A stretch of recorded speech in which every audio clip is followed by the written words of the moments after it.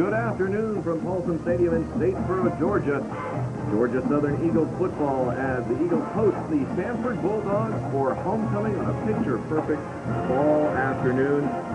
I am Mark Bryant, very proud to be with you here on CSS with my broadcast partner, College Football Hall of Famer Tracy Ham. Hey, Tracy. Hey, Mark. It's always good to be in Statesboro. The flags are flying, nice little breeze.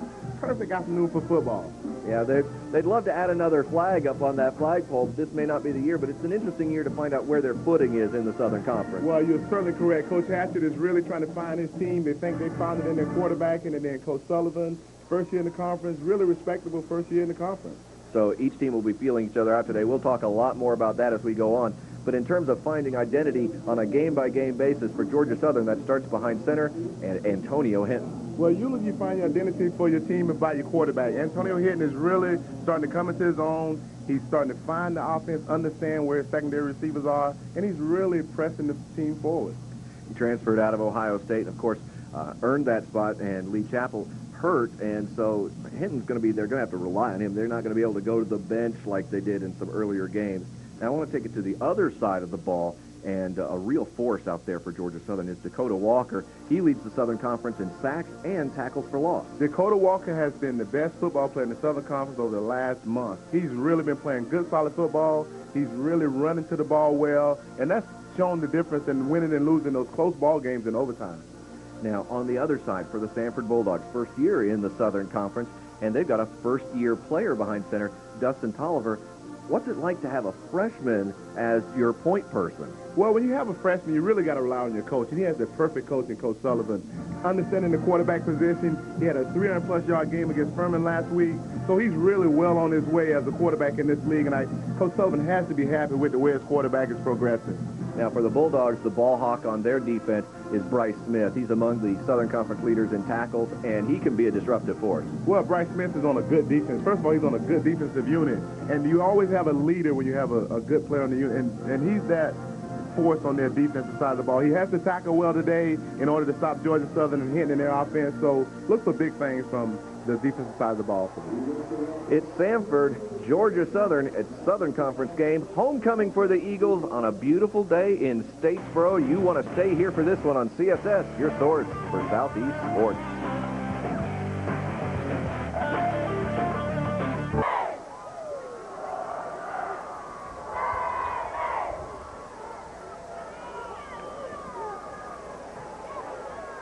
We are at Paulson Stadium in Statesboro, Georgia, and it is a perfect afternoon. Hey, can I play? The Southern Eagles as they welcome the Samford Bulldogs, and we've got it all for you here on CSS. And it's the first year for Samford in the Southern Conference. They're doing all right for year number one under Coach Pat Sullivan. It is Sullivan's second year, but first year in the conference. 32, 53, and 1 overall. Of course, Pat Sullivan, Heisman Trophy winner. He has done a great job with the program. He really has them established as the type of football team he wants. He has a young quarterback. He gets to grow in the conference. He's grown up watching some of the things that happen as we see Coach Hatcher, as well as with his young first-year quarterback, not young, but he's his first-year quarterback here at Georgia Southern as well. So 2 second-year head coaches.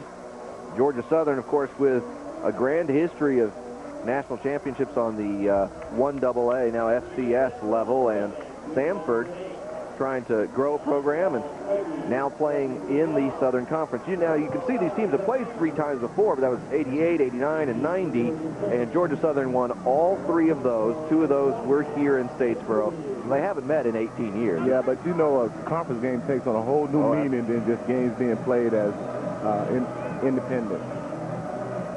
Yeah, this will be very telling for both schools. Georgia Southern trying to get back to a winning record in conference. Samford trying to pull even as a debut team in the SoCon, one of the toughest conferences around.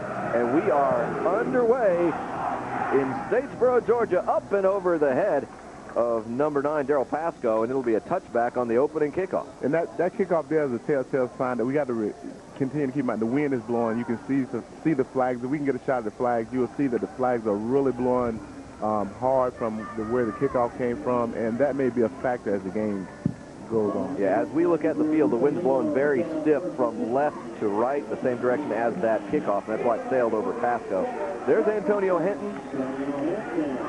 transfer out of Ohio State, sophomore quarterback, number 7 for Georgia Southern. He immediately calls for the ball in shotgun, passes to his right, and the Eagles are on the move, close to a first down on the opening play. That seems like to be the most favorite play in college football now. The fake handoff, throw the quick screen, and it's a very safe play, but it really puts a lot of pressure on the defense as you look at the starters for Georgia Southern. Up front, they're going to need William Maxwell to really go. There's not a lot of depth here today. Dio Herrera has been a standout for him, Brooks, Loving, and there you see the backs and receivers, Rozier.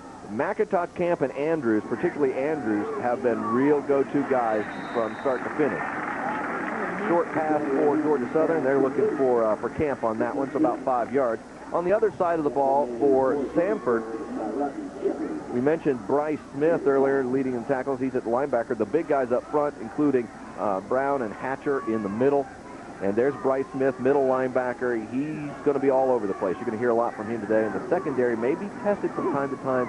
Davis, Broussard, Lett, as Hinton can throw the ball. He's just as dangerous with his legs as with his arms. So it's a question for Samford of trying to stay on their assignments and be aware of what Hinton is doing. Hinton this time, quick throw to the left. And that is going to be good for a first down if he finds Leander Barney. And you can see Samford defense right off the bat. They're going to bring pressure. They brought pressure in. You'll see pressure coming off the corner here by number 5. He got the ball out, and then they have to tackle well downfield. If they tackle well and limit the yards out the catch, it could be a very, very interesting game coming down to the end. Penetration by Shepard, tackle by Nall for the Bulldogs. And Georgia Southern being very poised here, man in the face of Hinton. And that's number 90, Patrick Hatcher, and he just came right up and through the heart of the Georgia Southern offense. If you're going to stop a screenplay, which what Hinton was trying to set up then, you got to get pressure in the quarterback immediately. You can see there they're setting up a screenplay, get pressure right there, pressure in the face of the quarterback. That's the deterrent of a quarterback trying to run a screenplay as a defensive lineman in his face. Now on a screen, you want to let him through a little bit, but he got there fast. Way too fast. They didn't hold him up enough. Hinton coming underneath to Barney, and Barney is met by Hatcher, who just had to turn around to tackle him. Well, the underneath screen is a big part of what Coach Hatcher likes to do, and as we look at the defense for Samford, and the order to stop that, the D lineman have to turn and run, and that time he didn't have to run very far. He was right in his face. So a couple positive gains, and then a little stall out here. They're trying to be a little too clever for their own good, perhaps? Well, I think what I would like to see them is stretch the field a little more as opposed to throwing underneath. Go ahead on and stretch the field and make them know that you will throw the ball deep. About 2 minutes into the game, a 3rd and 11. Hinton has the time. Off the fingertips and dropped. Oh, very close to a free ball. Raja Andrews had the fingers on it, but couldn't pull it in. You want to make a coach nervous? Have the ball dancing around in the middle of the field after the ball touches your receiver hands and bounce off. You see him. Gets a good drop. Good job by the linebackers underneath. The ball was behind him, which created the problem. Had he gotten the ball out in front, it may have been a different result, but you got Samford defense has to be happy. They come in, get a stop on the first drive, kill some momentum and the atmosphere going on, and really now it's going to come down to who makes plays. Oh, getting pressure on the punter, and the flag goes in. They touched him. They'll be running into or roughing, and the difference will be the difference between a first down or not. I like you on the limb. First time I get to get you on the limb in almost a month, Mark. Roughing, I'm running into him. I didn't think it was that bad. I didn't think it was necessarily that bad. Because they were coming in from all sides. But it becomes the question of how good did he sell it, I think. And for me, it's a running into, but for them, it's a roughing. Hunter's been selling that part of the game for years. And then now it's roughing. So he's really in a vulnerable position here with his legs up. Anytime you hit that leg, you put him in a vulnerable position. You got to protect that. It's absolutely the extended leg. That's when you get the call. And punters know to go ahead and go limp, go with the contact, and he did that. So you get that little spin, and the referee's right on top of it. Okay, you 0 for 1 today. Yeah, I shared my opinion. Okay. That's all I did. 1st and 10 at the 43 of Samford for Georgia Southern. So that is a drive keeper for the Eagles. Michael McIntosh, the receiver there. Little Sam's gets him a couple extra yards. It's going to be second and about 4. Well, you can see Georgia Southern's philosophy. You can see their philosophy starting to unfold as Hinton's throwing real safe, short passes, really getting the defense up, getting linemen out the block on defensive backs. Linemen love that part of the game where they get to block little defensive backs. But you can see Coach Hatcher's philosophy starting to come into play, throwing underneath, trying to bring the defensive backs up. Second and 4 from the 37. Hinton will pass to his right. He's got Camp out there. Camp heading for the marker. And he will have enough for the first down. And in this part, I mean, in Statesboro, they're used to running the ball, but this is essentially a run and play for Coach Hatcher and him in the offensive unit for Georgia Southern. It's a real safe throw. It's just a fake the handoff, throw a little bubble screen there. You get your wide out blocking. You got to get the linebackers running from inside out, and that's a real safe play on the first drive. And you can see, you'll see it open up as the game progresses. Hinton still in shotgun, calls for the ball. This is a keeper. He's draw right up the middle and finds his way through somehow heavy traffic, about 10 yards on first down. Very good football, but good call. Caught him in a blitz coming off the corner. But one thing you'll find out, if you ever get an opportunity to stand up next to him, he's really a big kid. He's really solid, well built, and he really can manage himself through between the tackles. You can see here where he can manage between the tackles without any problem. And then he can bring a force. He didn't go backwards, then he went forward. So that tells you how big and solid of a quarterback he is. Well, there's at least 6 Bulldogs hanging on him at the end of that play and more trying to join in. Hinton, 6'1", 235 sophomore. They're hoping this is just the beginning of big things for Hinton in Statesboro. This time he will hand the ball off and try the middle again. You'll see, if you make mistakes, that's the difference in winning and losing ball games. Samford stopped Georgia Southern on the first series, and you can see here as they go get just a second to short, just a quick inside handoff, downhill running play. But mistakes generally get you beat in these type of ball games. You stop them, penalties, now they're driving. You got to come up with a big play. If you stand for defense, you're looking for a big play. First and 10 at the 12. You can see how frustrated Rozier was. Andrews has the ball in not much space. He was surrounded, and the dance does nothing on that one. No gain. Well, the underneath passing route in this portion of the field really gets to be tricky because you're looking for a key block. And they didn't get the key block at the O-lineman there. Samford defensive line did a good job of running to the football. The way you stop that underneath screen is you get everybody running to the football. Second down. Hinton gets the pass, and he gets the snap rather, and now he's going to run for it himself. He gets to the 10 and gets walloped. Yeah, and the one thing we got to remember, the backup quarterback is hurt. And so Hinton has to be real selective and careful how he runs the football because Samford knows if they get him out the game, they're in a good place here. And you'll see as the quarterback draw unfolds, they get a real good headshot, a good helmet, just a big hit. And the quarterback, Coach Hatcher really don't want to see his quarterback get hit like that. It was Quentin Smith who got to him first in the backfield and enough to slow him up, and then the hard contact at the 10 finished it off. Third down, big play here for Georgia Southern, finding the end zone and too far for Andrews. Had the right call, just didn't execute the play. Samford did a good job of getting upfield, but Georgia Southern got to be looking and saying, hey, that was the right call. Andrew was wide open, and then you'll see the back in the flat was wide open as well. Right there, you see just a little too much muscle. What a great route by Roger Andrews. So the field goal try now for Adrian Mora is up and away. It is good, and the Eagles have opened the scoring. That personal foul kept the drive alive, and the Eagles begin their homecoming with a 3-0 lead against Samford. You're watching CSS, your source for Southeast sports. And the score is 3-0 now, favoring the Georgia Southern Eagles over the Samford Bulldogs, and a field goal by Mora is his 7th straight game with a field goal, and that happens to be all 7 of his collegiate games. Since he was brought into the lineup, he has been consistent and able to produce for the Eagles. And well, they needed consistency in the kicking game. If you're going to win ball games in the Southern Conference, you've got to get consistency at the kicking game. And here, as Georgia Southern lines up to kick the ball off, let's see how much a factor the wind becomes with it blowing into the face of Georgia Southern kickoff team, and see if that gives Samford really good field position to see if they can answer the scoring drive by Georgia Southern. So it's going to be Patrick Boland, the senior, kicking off. He's looking at number 6, Riley Hawkins, and 21, Jordan Lewis, twin backs at the 5-yard line. Left foot puts into that one, but it gets to the 30. Skip, open ball picked up at the 22 there by Hawkins, and he's trying to run the wrong direction there, finding space. He just knocked backwards. They're going to start at their own 17. It affected the kickoff, but in Georgia Southern's favor, really the up-back should have picked that ball up and had the ball at least to the 30-yard line. But you can see the wind really held the ball up, and it was a dangerous play right there for Samford and their kickoff return unit. At that point, if you're Hawkins or if you're Adrian Bradley, they're up on the ball with a free ball, essentially on a kickoff bouncing around. Would the smart play have just been to just fall on that thing, take the ball at the 30, or you think the playmakers trying to make plays? Playmakers always trying to make plays, and coaches always trying to coach playmakers not to turn the ball over.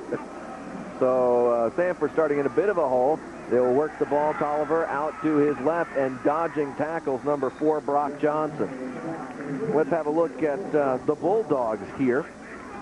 And Samford coming in, again, first year in the Southern Conference, but they are acquitting themselves very well. You got Weber in the middle, Selman and Gray on either side, Smith and Waters flanking them, and the backs and receivers. Chris Evans, all he's doing is leading the Southern Conference in rushing. We didn't mean to sell him short by talking about Tolliver off the top here, but Evans is a name we're going to hear an awful lot today. But you really need your running back to take the pressure off your young quarterback as Samford goes for a short run, but you really need the quarterback to be alleviated the pressure from the running back position.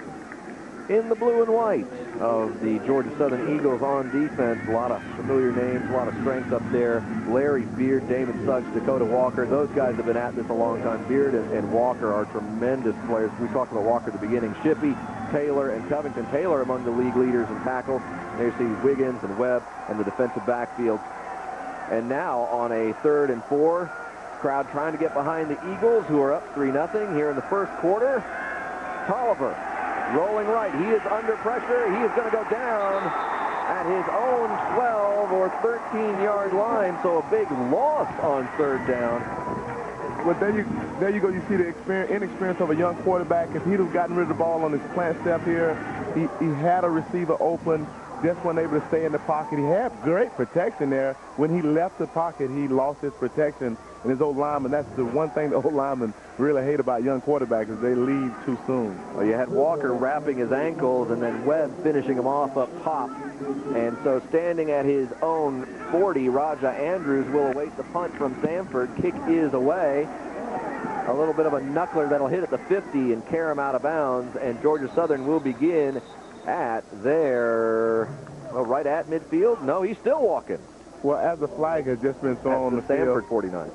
and a flag is down,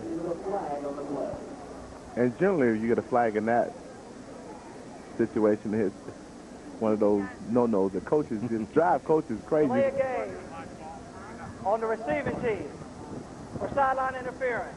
The 5-yard penalty will be assessed from the end of the run. First down. Well, there's our head referee, Rodney Barnett. Hey, we You're talked my about rules this. expert guy. Yeah, now. well, we talked about this at an earlier game. There's no more warning. So if they think someone's on the field or too close to the field, they're going to call a sideline infraction right away. I was watching the Florida State Georgia Tech ball game last week. Bobby Bowden was okay. That was Bobby Bowden. But Joe Paterno was in the booth. So yeah, it's really one of them. I mean, if the coach is really not interfering with the game, I don't like the rule. And I'm making it known on CSS today that Trace Ham does not like that rule. Simply because coaches are accustomed to being able to walk out somewhat on the field as long as they don't obstruct the game. Hinton takes the snap. He will roll to his right, getting a little pressure, looking downfield for Camp, who's got the ball. And I thought that one was going to wind up in the hands of a defender, but Camp turns out to be the guy. That was a great throw by Hinton with a defender in his face, and then equally as great of a catch by Camp. You can see defense really didn't bite, stayed in there, and he put the ball right on the money because I thought the underneath coverage was going to come over the top and pick it off. Great play. Right, splitting the double coverage there for Hinton and Camp, and when it works, it's great. When it always doesn't, great when it works. Yes, and you can see Georgia Southern really being balanced, and I think they have Samford off balance just a touch here because they don't seem to be able to get any pressure when they need to and not be able to stop the runs for under 4 yards. So if you get 4 yards on first down, 4+ yards, you're really in a good place offensively and a bad place defensively. Barney will take the handoff from Hinton, working the right side, and he will be right at the 6. Looks like they might have him just a half-yard short, call it third down, and less than a yard. Well, Martin's able to get the corner. Anytime you get the corner, it's trouble for the defense. And you can see here, George Southern did a good job of sealing the corner, and then once you get it back to the corner, you really put a lot of pressure on the defense. Third and short for the Eagles. Well, don't be surprised if Hackett don't throw this in the end zone and then come back and go for it. Hinton calls for the ball. It's his number he's calling. He comes off the contact. Positive yards inside the 20. First down, Georgia Southern. Yeah, Georgia Southern really controlling the line of scrimmage. And Samford defensive line really got to pick it up some if they're going to be able to stop some of the inside-outside runs Georgia Southern. You see Hinton getting the corner with ease. Really no pressure at all, keeping him from getting the corner. Well, it's some of that line play and dominance that would have been in question when Samford coming into the league is could they hang with the tough Southern Conference teams. They have acquitted themselves well out of the gate 2 and 3, but then you see Hinton doing things like this. They may not have the horses to keep up with an athlete of that caliber. Well, they've been a little better defensively than they're showing today. They played a really good football game last week against Furman, and you can see Hinton, really, they're getting hat on hat. Really, nobody's free running until you get to the safety, and that's a bad sign when the defensive line or the linebackers are not shedding blocks. 2nd and 2 from the 10-yard line, and they'll try Barney straight into the middle, and he's not going to get the first down. It's going to be 3rd and short again. And if you're Samford and your defensive staff, what you want is a field goal. If you just limit it to a field goal, you're still in good shape. If you get a touchdown up, you're kind of getting out of range, and it's going to make you do things with your freshman quarterback that you really don't want to do, and that's have to throw the ball down after down. So Hinton looking to the sideline for the call. He's got Andrews wide right, but otherwise he's got some beef in there in front of him, looking like a keeper. He will move to the right side. He's got a little room over there. A lot of east-west dancing and shuffling when you really need to plow that football forward. And when you get up to the App State, the Walker, those are the type of plays that they make defensively. And if Samford's going to get up in the hunt for the conference, they got to be able to stop those. You cannot allow people to run east and west on you. And if you can see Antonio Hinton's numbers, they're very, very good start for him today. Well, it's the Hinton show right now, as you can see what he's doing. Almost all the offense coming through him, and that's been the story most of the season. He's the team's leading passer, of course, but also the team's leading rusher. And now, looking to the end zone, rolling right. He's got problems, but still alive. He's got room now to the 5, and a flag comes sailing in. See, that's when you would like for your quarterback to just throw the ball out of bounds and be able to go to the next play. And the problem with changing direction is you sometimes put a lineman in a position where he's got to hold to try and protect, and it appears that that's what we're looking at here. Well, I'm getting stats here, and Hinton just surpassed me. I don't know if I should talk about that. That's quite all right. Look, go ahead. I'd love to hear it. Well, they're in a pass-happy age now where they throw the ball a little more than we threw the ball. 51. As you hear the call from the official. Still first down. Wow, it's a clip, so it's going to be 15. You can see it when he reverse field. Sometimes, right here you like some just nothing there. Just throw the ball out of bounds and come back and play the next down. But as an athlete, you really try to, not say that, the clip was right there. As an athlete, you try to make plays. And I'll talk about that passing stuff later. 1st and goal at the 20. So your whole red zone is your territory right here. It may help them because it opened up the field a little more for them, and really you just want to get about half of it back. Hinton drops back. Got protection, looking up the right side to Andrews, touchdown. And as I say that, he throws it in the end zone. So this is a great read. That was a really, really good football pass by him, and Andrews has been the most consistent receiver that Georgia Southern has had this year. Just great protection, always forward to the protection. You see the protection there, you're ready to set his feet, throw just a nice ball. Really don't know why the safety didn't go over the top there because they had nothing threatening him deep. That was football 101, Tracy. He just went straight up the sideline. They floated the ball into his arms. That's a practice route. You got to be concerned as you stand for defensive staff. You can see him hit his foot, throw the ball in the end zone as we go to the break. It is 10-0 Eagles on CSS, your source for Southeast sports. It's a breezy Saturday afternoon in Statesboro, Georgia, Paulson Stadium, where the homecoming squad, Georgia Southern, leads 10-0. And there you see 8 plays, 53 yards, creates a 20-yard touchdown pass to Roger Andrews and Tracy. It don't come much easier than that one. Well, if you, Samford, you got to be concerned because defensively you've been playing pretty good football throughout the season, and to come into Georgia Southern, Paulson Stadium, and not put forth the effort thus far that you would like to see out of your team on the road. It's always difficult on the road if Georgia Southern get ready to kick the ball off, but you want to be able to make your plays.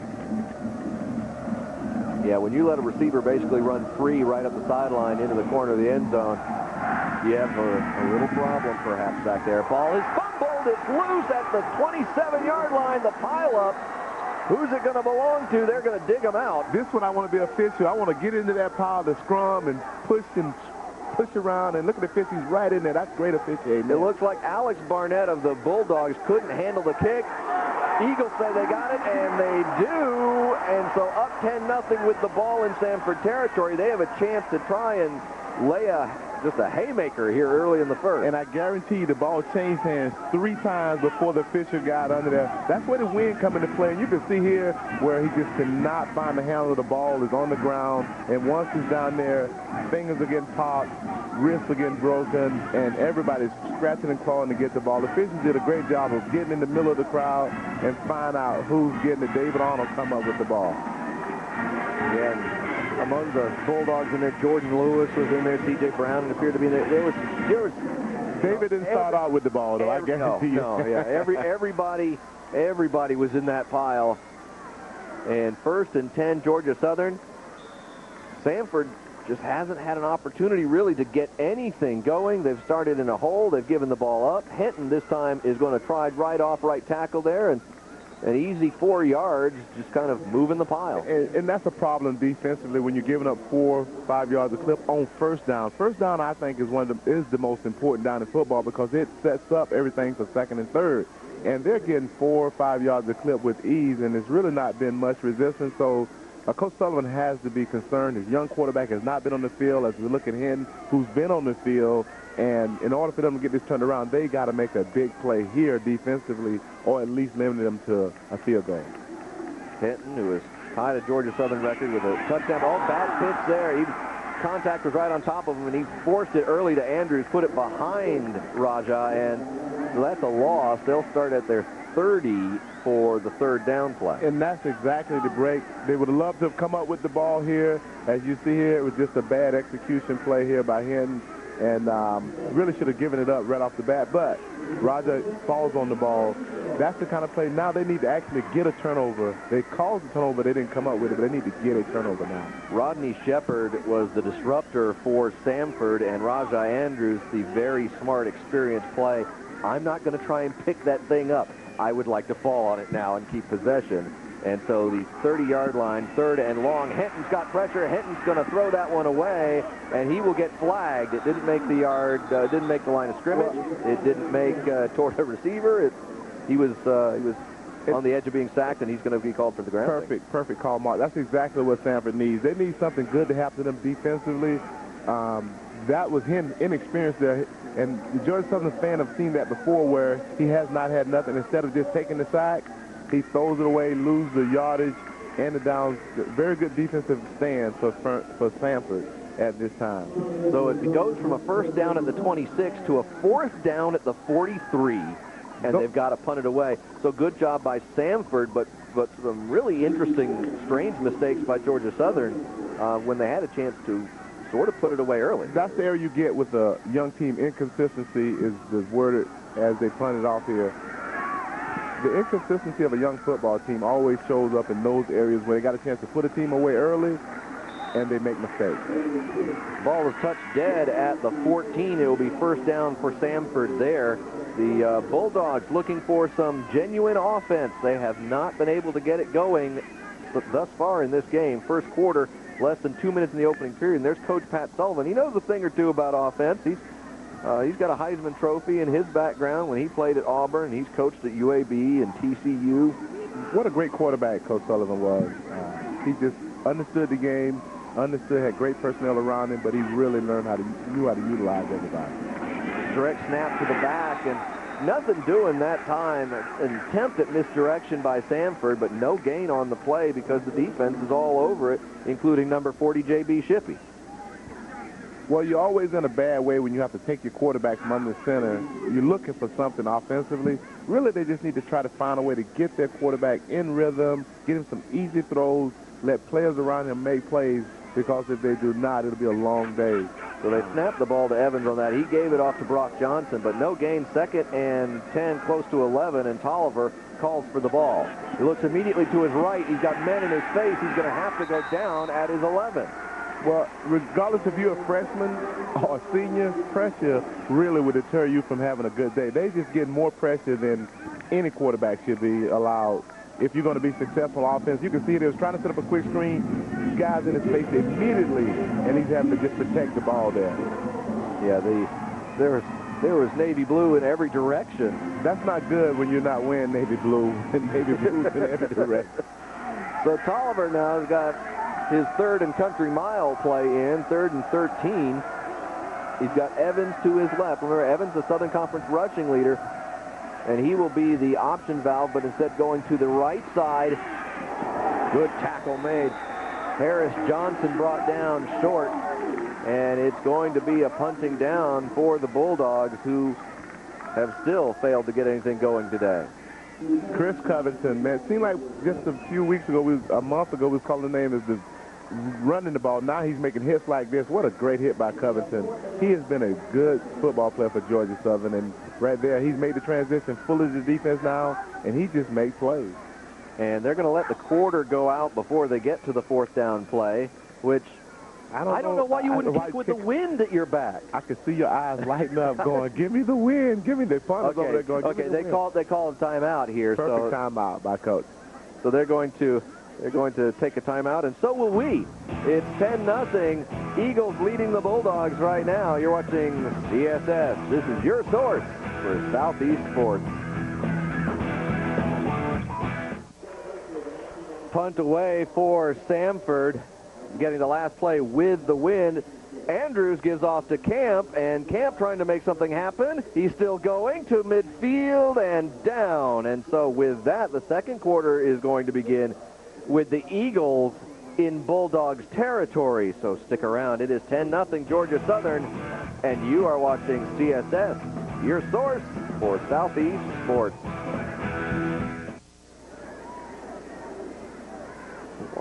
All the way down.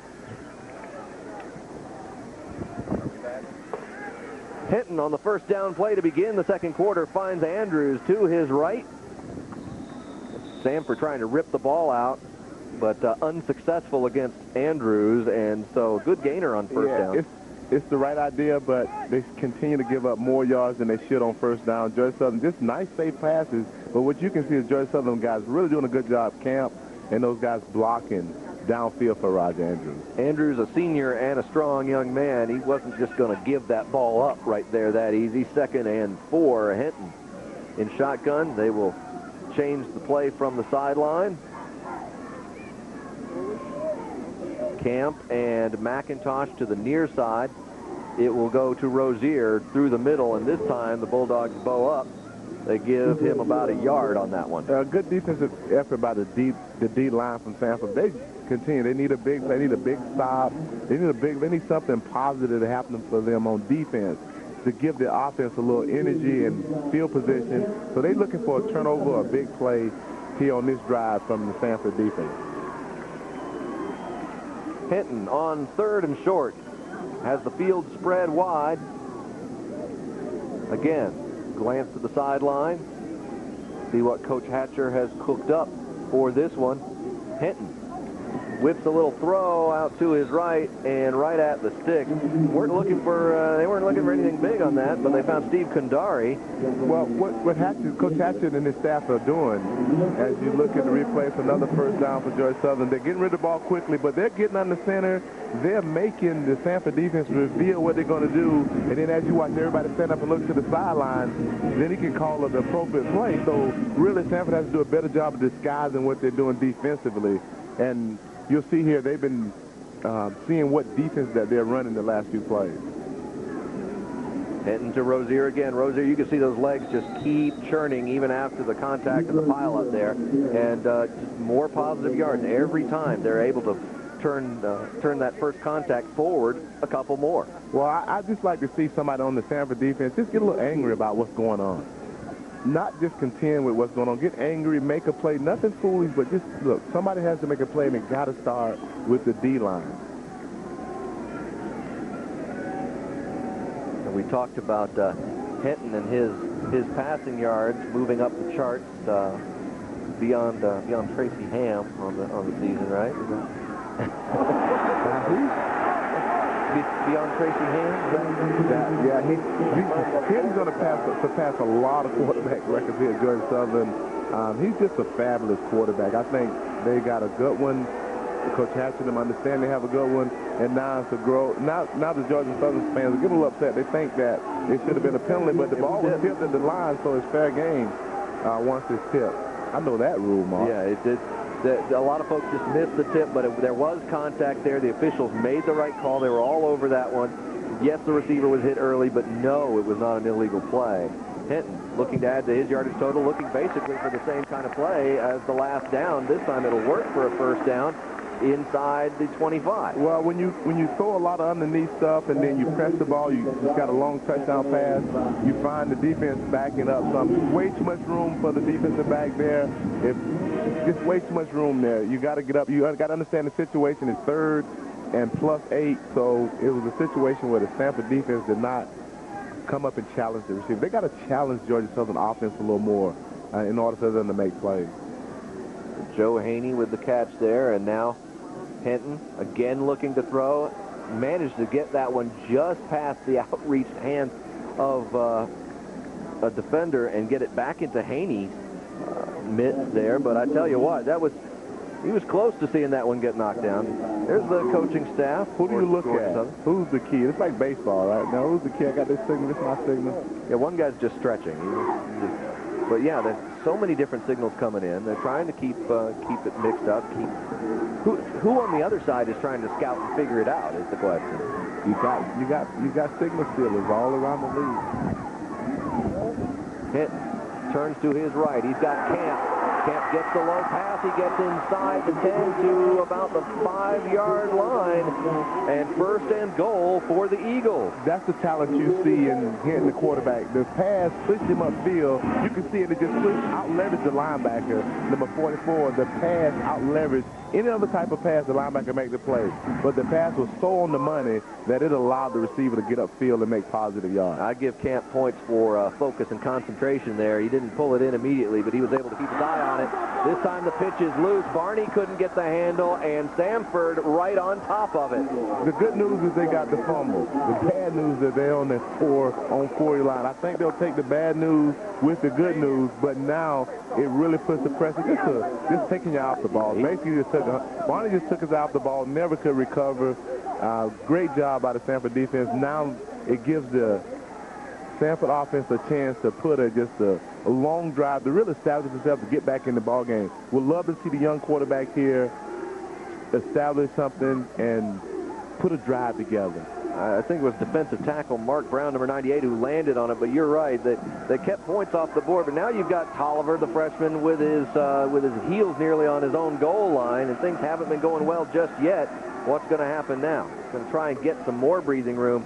Doesn't get much. Well, Georgia Southern has decided that they're going to crowd the line. They're going to make the young quarterback, Tolliver, beat him with accurate throws, with pressure in his face. Good philosophy.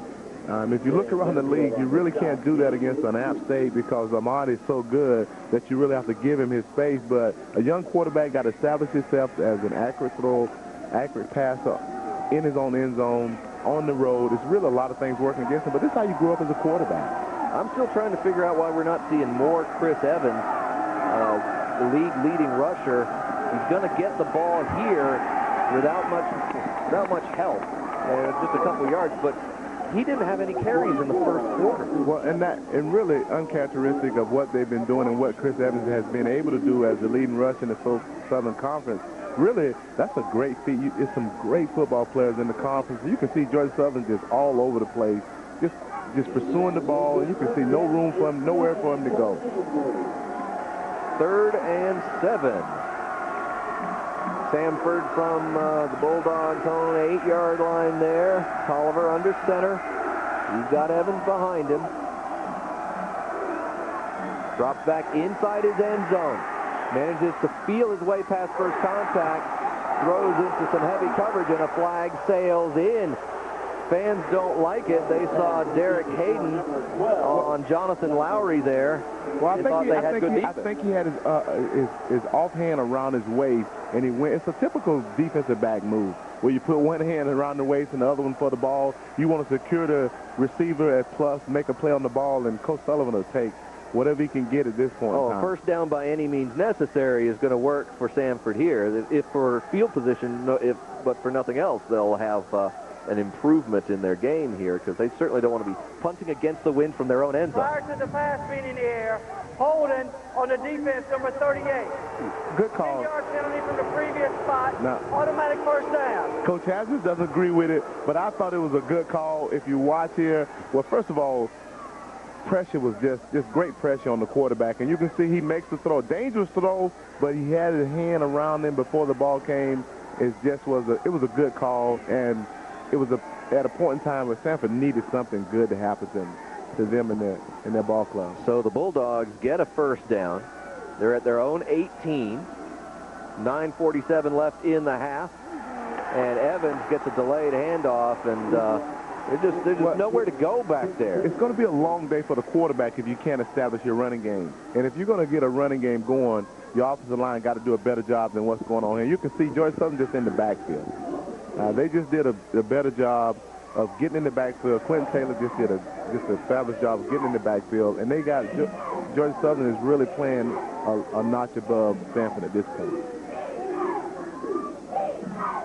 A roller coaster season for each of these teams, trying to find some consistency. Georgia Southern now at least is at a point where they've won 3 out of 4, albeit with a lot of overtime games. Pressure coming in on Tolliver. He doesn't get rid of it. He's going to be knocked down for a safety. He has to throw that thing away. Young quarterbacks make young mistakes. There's a flag on the field, though. This may change things. We'll have to see what they're calling. It's at a position where it looks like it's illegal contact on a receiver. Where the flag is at is generally, I'm going to go out on a limb. It's my turn. Illegal contact on an eligible outside. I missed it. Number 1, lined up in the neutral zone. 5-yard penalty, still second down. Well, maybe that's how E.J. Webb got back there. That'll get you there a lot quicker being offside. But, hey, if you look at the Coach Hatcher, you really can't see whether he was offside or not. But at the end of the day, they're missing blocks, and young quarterbacks make young mistakes. You got to get rid of the ball. I don't know if he could have got rid of it. Yeah, his Webb was on him. It's so easy fast to say get rid of it, but when that defender's up on you, it's really difficult to get rid of the ball that he's in an area where you don't turn it over. So 2nd and 8. So what does that get the quarterback? Out from under center. Going to be a direct snap to Evans again, trying to make something happen. Just get the ball to your playmaker somehow, some way. Now there's a flag on the sideline. Flag from the side. We have a late hit, perhaps. Well, just a very dangerous place for the sideline. The young lady looked like she might have got run over. It's a tough place to be over there. You just don't want to see this game go into a flag fest here. It's a good football game going thus far. Now the penalty flag is starting to come into play. And there's your officiating crew talking things over. And as you said, you don't want to see the game turn into more about the referees than the players. Yeah, no, I'm not. After the play, personal foul on the defense. I'm not sure that's the correct call. I'm not sure. Personal foul on the offense, number 11. Half the distance to the goal. Well, Still 3rd down. I was wondering how backup quarterback Chris Burnett of the Eagles was involved. Well, you can see here as he run the corner, Evans on the corner. I don't know if you really can make the call here on the guy blocking. He's blocking right here. He's blocking. What can you do? You don't know the play. You tell him to play to the whistle. The whistle surely had not blown. You can't have a player stop in the middle of blocking a defender. So I'm not sure about that call. It went against Samford. It was a tough call because his kids are playing, Coach Sullivan's kids are playing hard. How do you stop in the middle of blocking someone? I certainly understand, but it's going to be Wes Alexander, the tight end, who's hung with that. And Chris Hatcher is probably using the bad announcement as a little fuel for fire. You don't know who you're calling the penalties on. He's certainly bent out of shape because this series of downs has been nothing but penalties. Nothing but penalties. You just want them to get it right. They made the call. You want them to get it right. You'll see George Southern continues to bring pressure. Evans with the ball. And he's wrapped up right away. That's Covington. He wasn't going to get past Covington. Had a good angle on him. Just a good safe play to protect your quarterback. Really don't want to turn over at this point in this area of the field. You don't want to turn over anywhere, but in this area of the field, you can see just a good safe draw. Protect your quarterback. Hopefully your leading rush in the Southern Conference can maybe pop one. He was not able to. Georgia Southern defense stood tall, and now they have to punt into the wind. So we see Raja Andrews standing at his own 43, trying to gauge the punt on its way. A line drive off to the side. It'll get a decent bounce for Samford. It crosses midfield, but just barely. So Georgia Southern will start this one at their own 49. And guess what? There's a flag on the field. Well, this gives us some more talk time, I guess. This just in. Apparently the flag. Yeah, apparently they need to work on their flag throwing arms today because there's a lot of tossing being done. Let's see. Personal foul. Roughing the kicker, number 98. 15-yard penalty from the previous spot. Automatic first down. Brandon Lee Williams tagged for the personal foul, roughing the kicker, and Coach Hatcher's like, what? Well, if Coach Hatcher's saying what, and Coach Sullivan's saying, okay, it's evening out. We had a drive going, Georgia Southern, we stopped them. We got a roughing the kicker. Now it's their turn. So as a coach, you really just want to see your kids settle in, not really worry about the officiating. Say, hey, get back to playing yards. As we see the penalties, 2 for 27 for Samford, 6 for 50 for Georgia Southern. So Georgia Southern really is on the other end of playing not disciplined football. And I know Coach Hatcher will really, really preach that at halftime. Well, they got 7.5 minutes left in the second quarter, so 50 yards marked off already is a pretty hefty total. When you give a team 5 first downs, that changes the game. So we'll see if Samford can capitalize off of the penalty. Haven't been able to generate any momentum. Tolliver, misdirection doesn't work. He throws this one away. Pursuit was on hot and heavy by Larry Beard. And if you've got Larry Beard chasing you, you really need to get rid of the football. Well, Larry's saying, how did I not sack him? Larry, as you look at Coach Sullivan, he's just trying to figure out, how can I get my quarterback in rhythm? I'm play action. I'm running the ball, not very effective, but he got to find a rhythm for his quarterback. You can see nobody bit on the fake. Beard certainly didn't bite on the fake, and he's going, how did I not get that sack there? Got 2 hands on him. Two hands. Pull it down. Couldn't pull it down. Good job by Samford throwing the ball out of bounds. Tolliver is 6'3", 215. That may have something to do with not being able to bring him down with the fingers on the jersey there. Go pass to the flat, and Samford trying to get something going with Riley Hawkins. He is driven down at about the 39. Well, you really want to give the quarterback safe throw. Just a good call on second down. Real nice safe throw. Play action. That may be the area that they may need to use Evans as. Just play action, throw a quick, safe screen pass out. So good job by Hawkins, their defense, gang tackle in the end, and we come under the 7-minute mark here in quarter number 2. It is 10-0 Georgia Southern in the lead. Samford trying to make something happen. Tolliver only 18 yards passing thus far. He's going to try and add to that. Something safe in the middle, but Hawkins can't bring it down. That's when you need help. Hawkins should have needed to really help his young quarterback. Big play in the junction of the game in the first half. Couldn't make the play. Had enough for the first down. He did a good job of standing in the pocket right here, and make a good throw. That's a good enough throw to make a first down. You've got to make that play.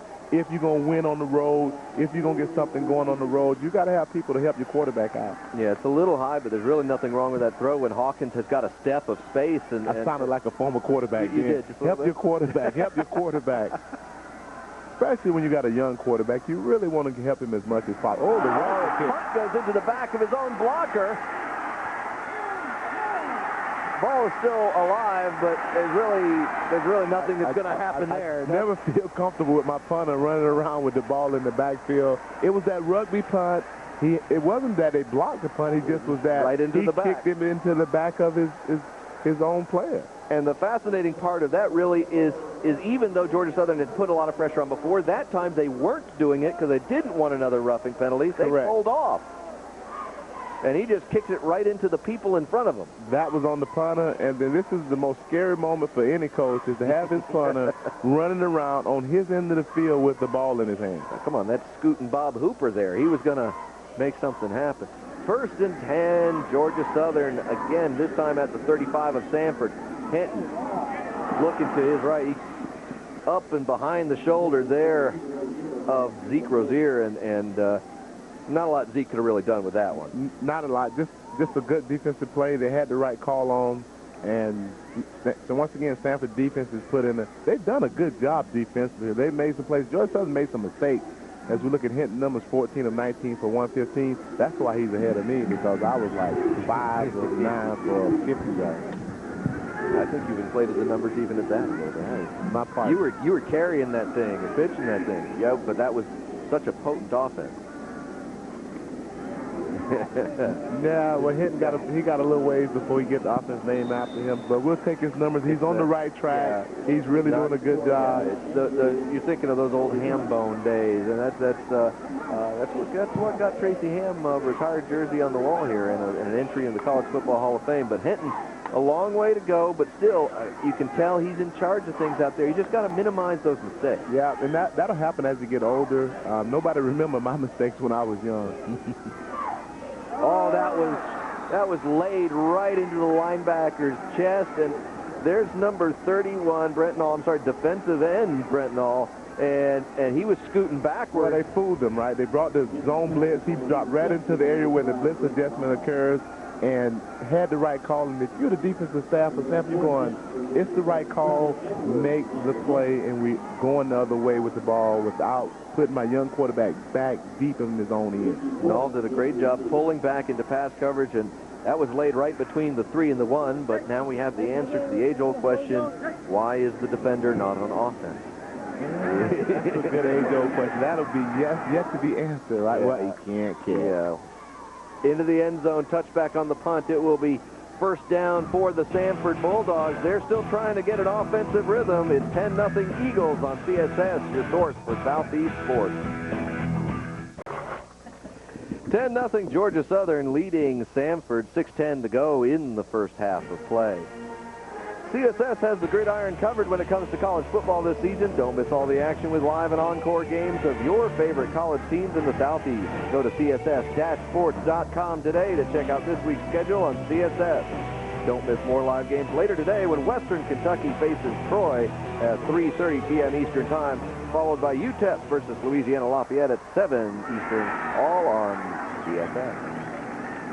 Back in the action, Mark. Once again, you can see Samford trying to get something going for their quarterback. Play action, try to dump it off. Georgia Southern seems to be really tuned in to what Samford wants to do and what they do well, and they've taken that away. They've taken the running game away completely, and when you're a team on the road, you've got to be able to run the ball, especially on 1st down. Tolliver, for the season, has completed better than 2/3 of his passes. He's got more than 1,200 yards passing, but it's been anemic today. The protection hasn't been there. There's Beard in his face again. He finds a man to the left, working back to the middle. Brock Johnson, the wide receiver, the junior out of Fairhope, Alabama. Well, it seems to be that when they get in trouble, they come with underneath screen. Just a quick underneath screen, very good play. Offensive lineman cut the end, get the ball into his hand right there, and it just makes sense for them to continue to try to just get the ball, quick throws, get the ball out of the quarterback's hands in order for his players to make plays out there. 5.5 to go in the second quarter. Yes, teams trying to work their way out of that middle third of the Southern Conference right now. Georgia Southern with the leg up early in this game. Samford, pressure again on Tolliver, and that time the receiver makes the big play. He is still inbounds. Number 12, Jonathan Lowry, will go to the house. 10-6 pending the extra point. How did he stay off the tightrope of the white? Just the play you need for a young quarterback. Somebody has to make a play. Georgia Southern did a very bad job of tackling, but the throw, very impressive throw. Got a big receiver, get the ball up, over the top. You can see right there, and then the safety over the top did a really bad job, but what a great job by Samford and the offensive unit of putting the ball in the end zone, scoring before half, right back in the ball game, just what you want on the road. There was no reason this game couldn't have been 27-0 in Georgia Southern's favor. As many chances as they were on the door, it was still only 10, and now Samford finds the end zone. It is 10-7. You're watching CSS, your source for Southeast sports.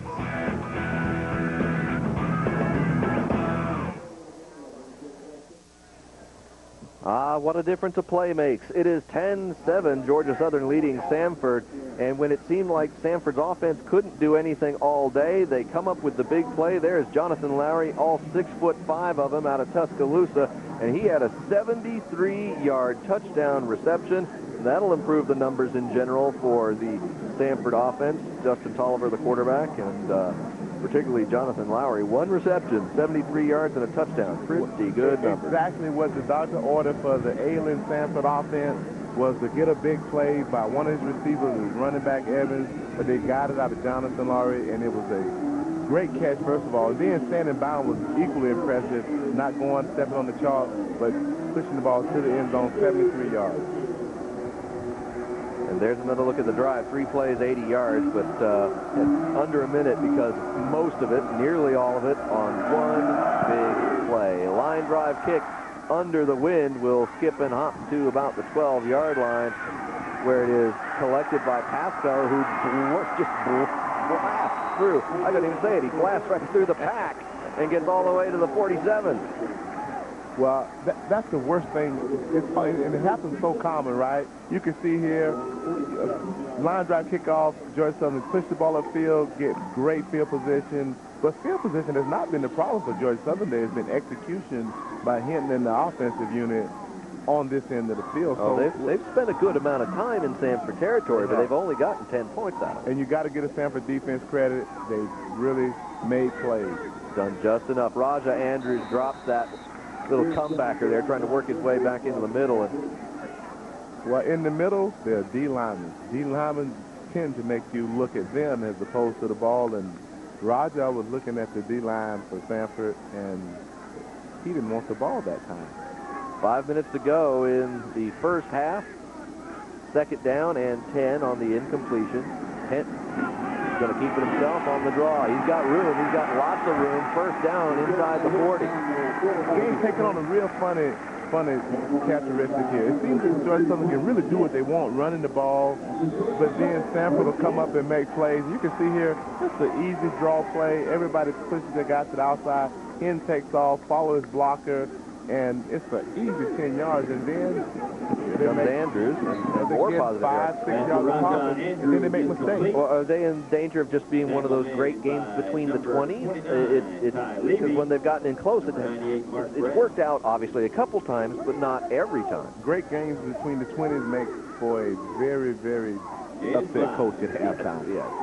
And so, and if you're Coach Sullivan, you got to be happy where you are now. And then if your defense can come up with a play, just as I said, they come up with a big play, and that's what you're looking for from your defense. Make a play, stop the momentum, and get it back. Rozier got the ball and then got pounded by Brown.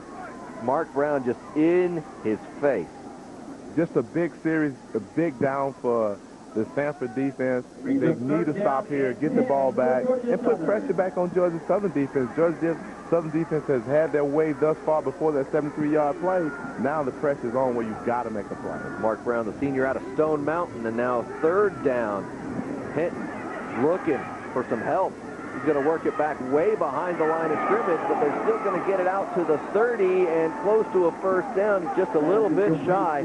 I didn't think that play was going to develop, but a good job there by number 49, Gerald Crawford, to get something out of seemingly nothing. Well, he made a great move right here. As you see him dump the ball off. Right here, this was a really good move. Just stopped 2 defenders in their track and giving Georgia Southern an opportunity to go for it. Is this the right call to go for it? You got the win at your back. Long field goal.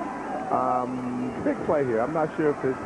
late in the first half, they may feel it's Samford doesn't have certainly if they get this first down, Samford won't have a lot of time to do much. I think but they scored it under a minute last time they had the ball. Well, it had to be one of the situations where you want to think about it. You still have some timeouts. As good call by Coach Hatcher. 10-7, Georgia Southern leading Samford. We'll come back with 2:53 to go in the first half. You're watching CSS, your source for Southeast Sports.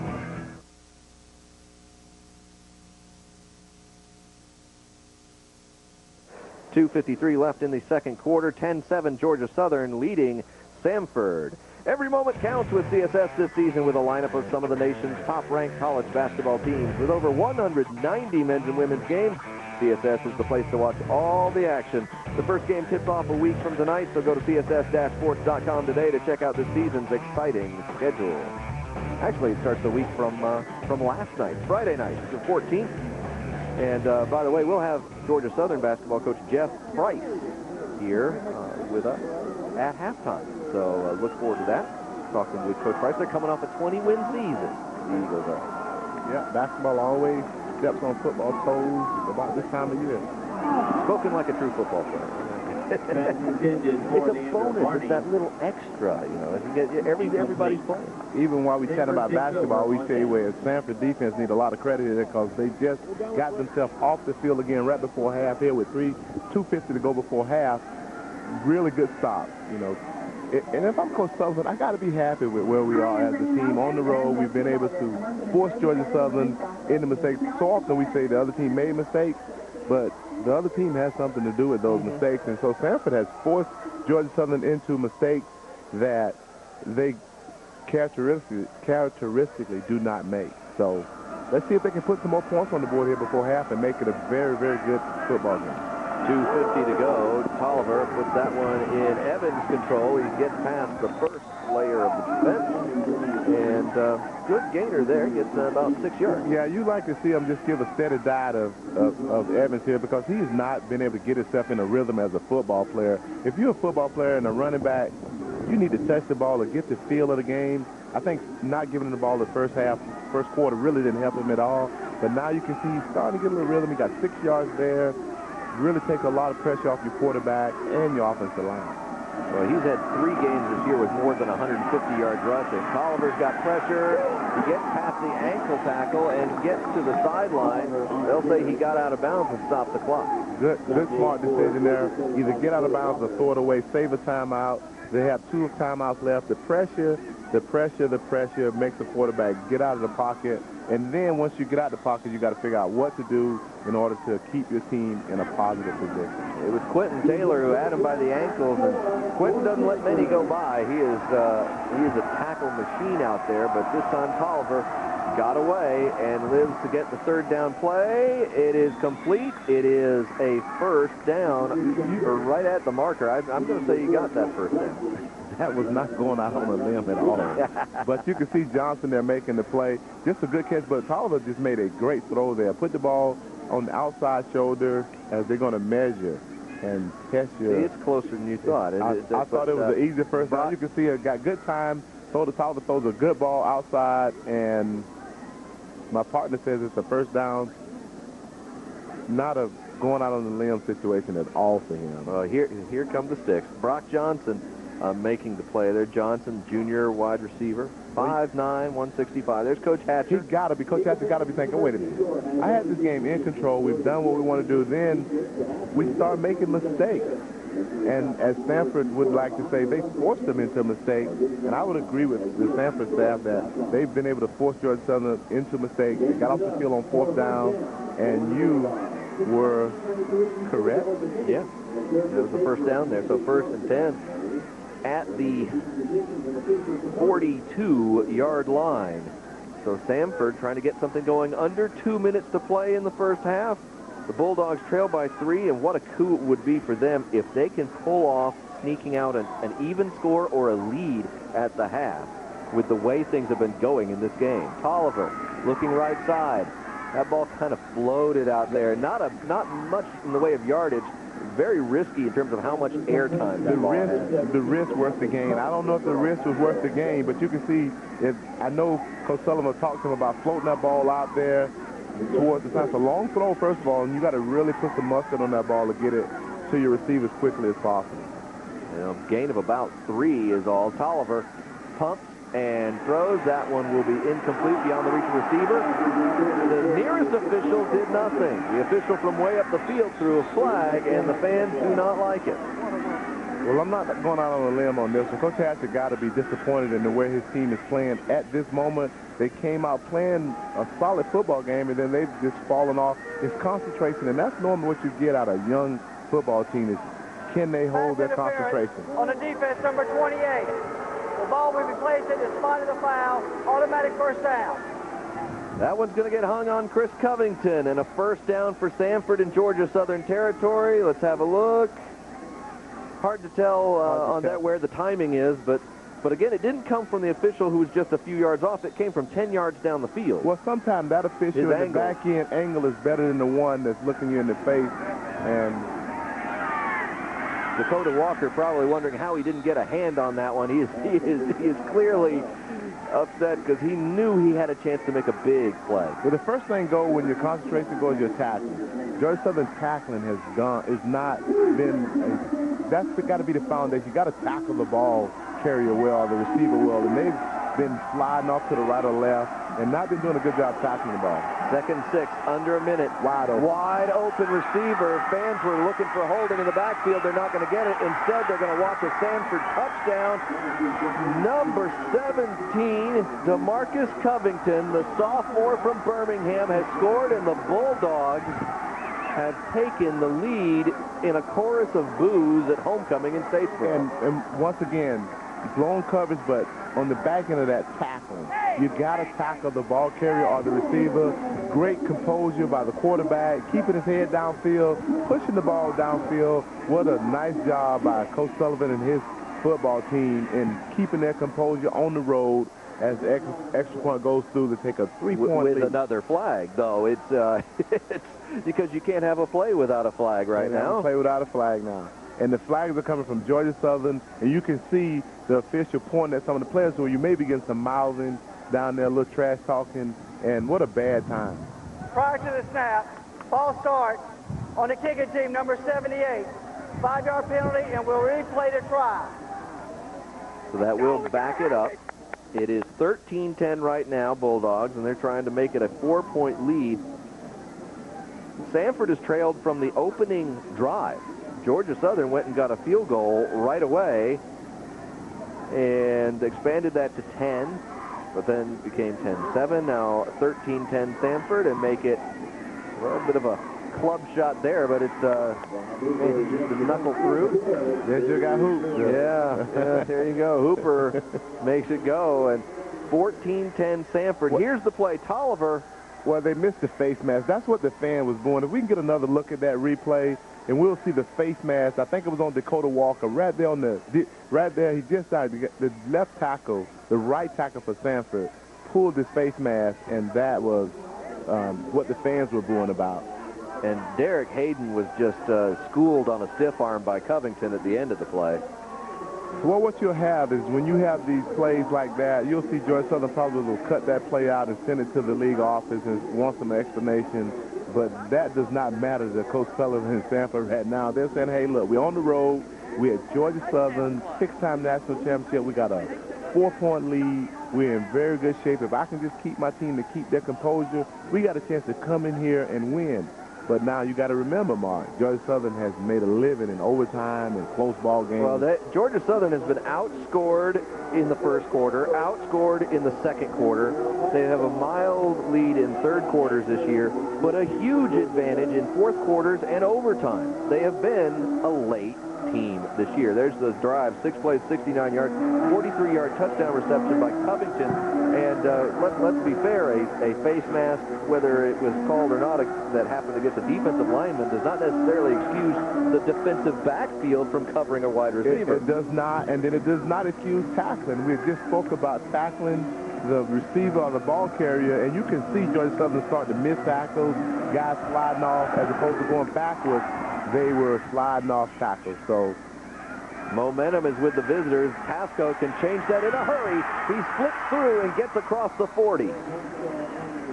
Good kick returning by Darryl Pasco today. Looked like Samford had some some trouble with their kickoff unit. They're kicking that line drive, so really that's not allowing the team to get down. Not sure why they won't go to the kicking it high, letting it hang in the wind, as Georgia Southern was doing. That really caused a lot of problems. But in an event, Georgia Southern has good field position. They got 39 seconds. This is when a quarterback aptitude as a quarterback is really tested, is how can he manage the 2-minute offense, as it's called, even though it's only 39 seconds. Yeah, the old 39.6-second offense. Hinton, room to run, and will slide down. And it's not a first down. They've got to take a timeout. And that, Coach Hatch, he's just going crazy on the sideline. You see Hinton under 16 to 25. They've gone down.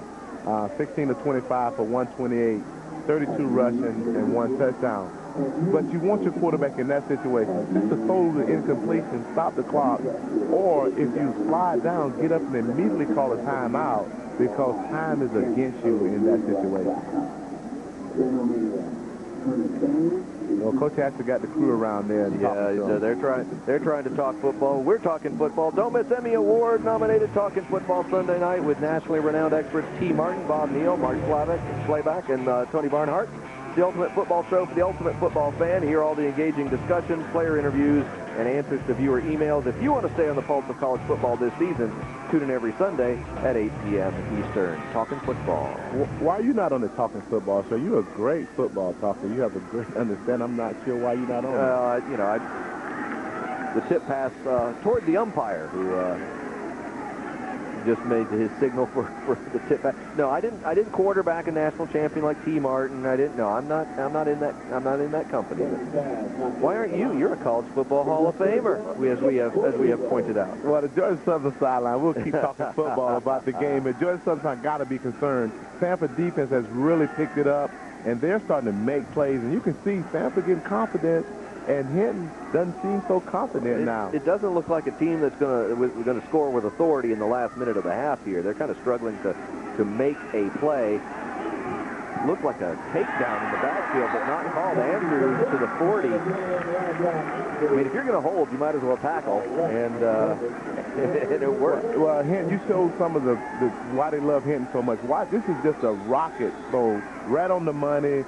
And what a great catch. Andrews continue to just make catches. Hinton's got pressure. Gets away from it. Looking downfield. He'll go to his option with Andrews, and that's incomplete. I tell you what, I'm very impressed with Coach Sullivan and his ball club. You watch him take on his demeanor as a quarterback. You never really panic. You just try to get an understanding to your team of how you want them to play the game. And you can see them playing the game with a lot of calmness, a lot of coolness, consistently getting after it, picking it up as the game goes, and they put the pressure on Georgia Southern. And now it'll be interesting to see how Georgia Southern will respond if nothing happens this half to the second half. 10.4 seconds to go, and Hinton's going to look downfield. Right in his face, though, he's got nothing but bulldogs, and he's got to go down. He still was even trying to think of how could I get rid of this ball, but nothing doing there. And that will end the first half in a way that kind of sums it all up. Samford coming on strong after a really sluggish beginning, and Georgia Southern really sluggish after coming on strong in the beginning. Yeah, so you can see Coach Sullivan being escorted by cops. You need to be escorted this time. You know, you're a Heisman Trophy winner, so you need the escorts. But at the end of the day, his team is playing good, solid football, and you can see why they're a good member in the conference. Let's go to the third member of our team, Ryan Chambers, on the sideline with Coach Hatcher. Coach, you talked about getting off to an early start. You did that in the first quarter. Samford claws back in the second quarter on some big plays. How do you cut those chances of big plays out in the second half?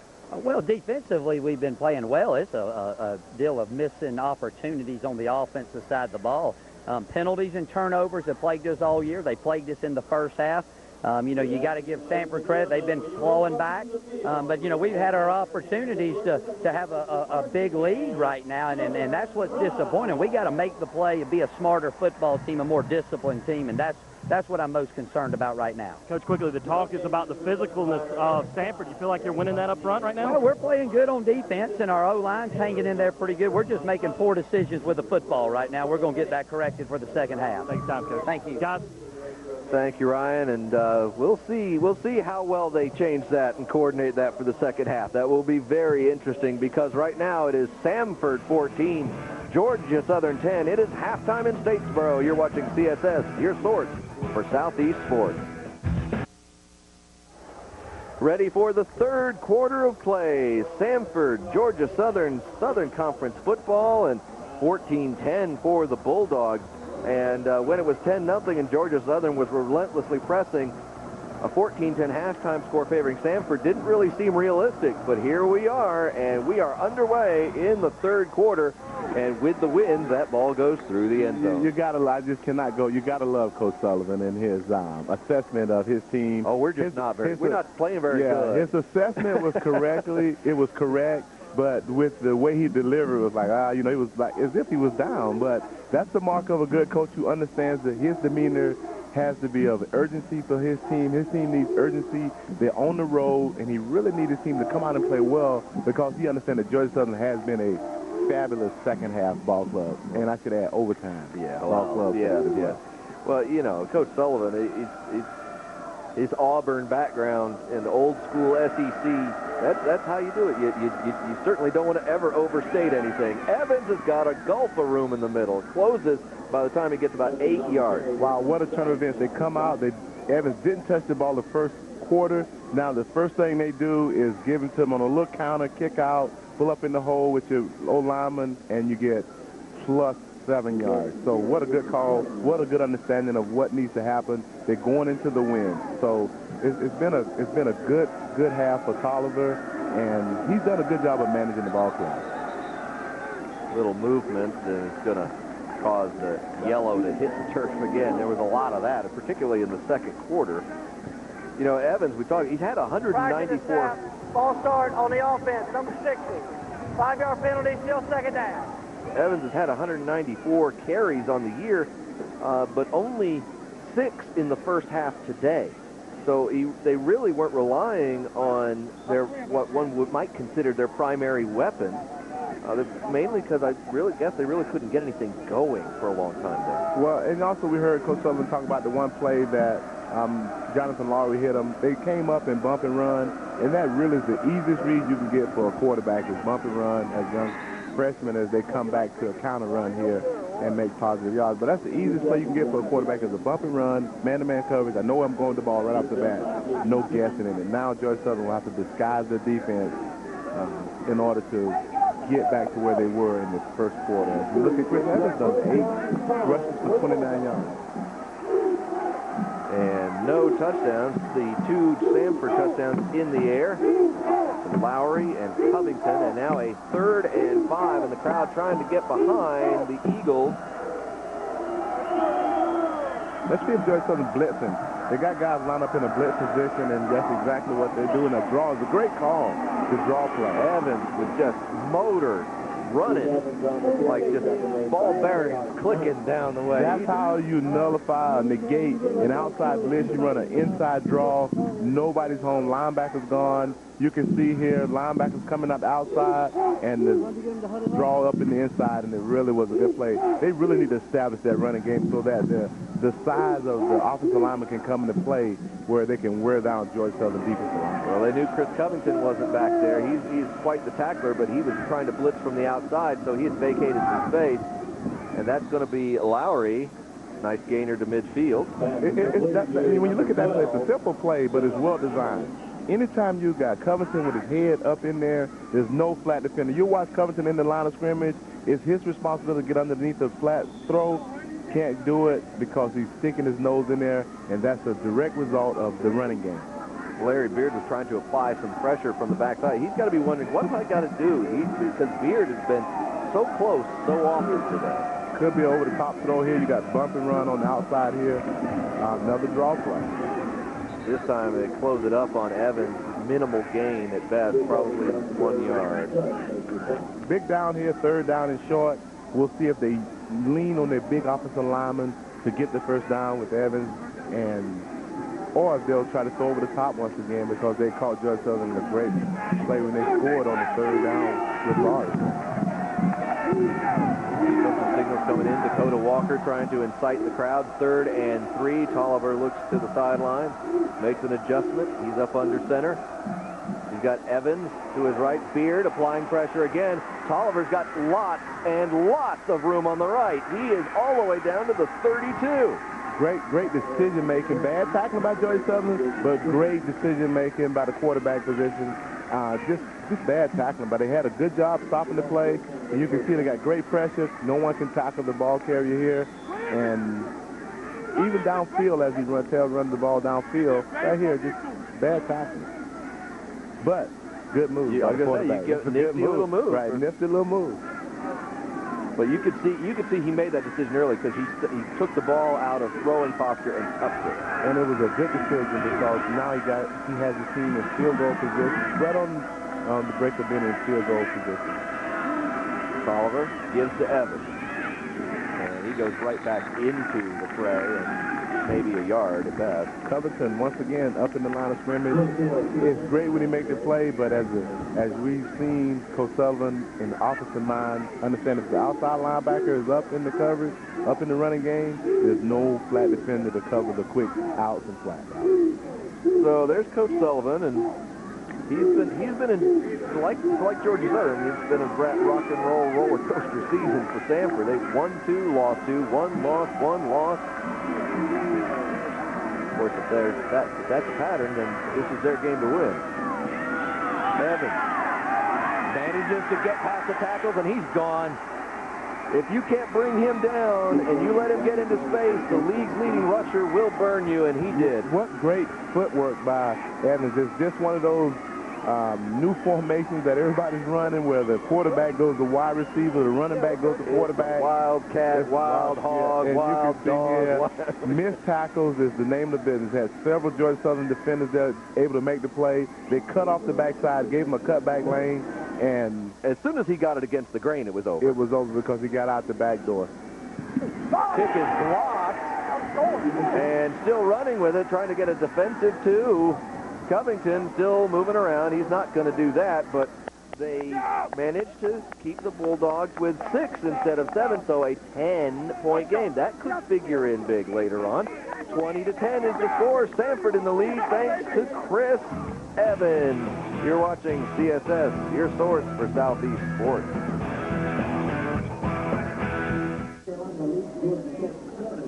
Southern Eagles scored the first 10 points of the game, but the Samford Bulldogs have 20 unanswered, and it's 20, not 21, because of this. Right here, the extra point is a low-line driver, and is that Beard blasting through the middle? I think got his hands up. Low. It was a low kick. Normally it doesn't matter on the goal line, but Samford did a good job of keeping George Southern from going a long ways getting 2.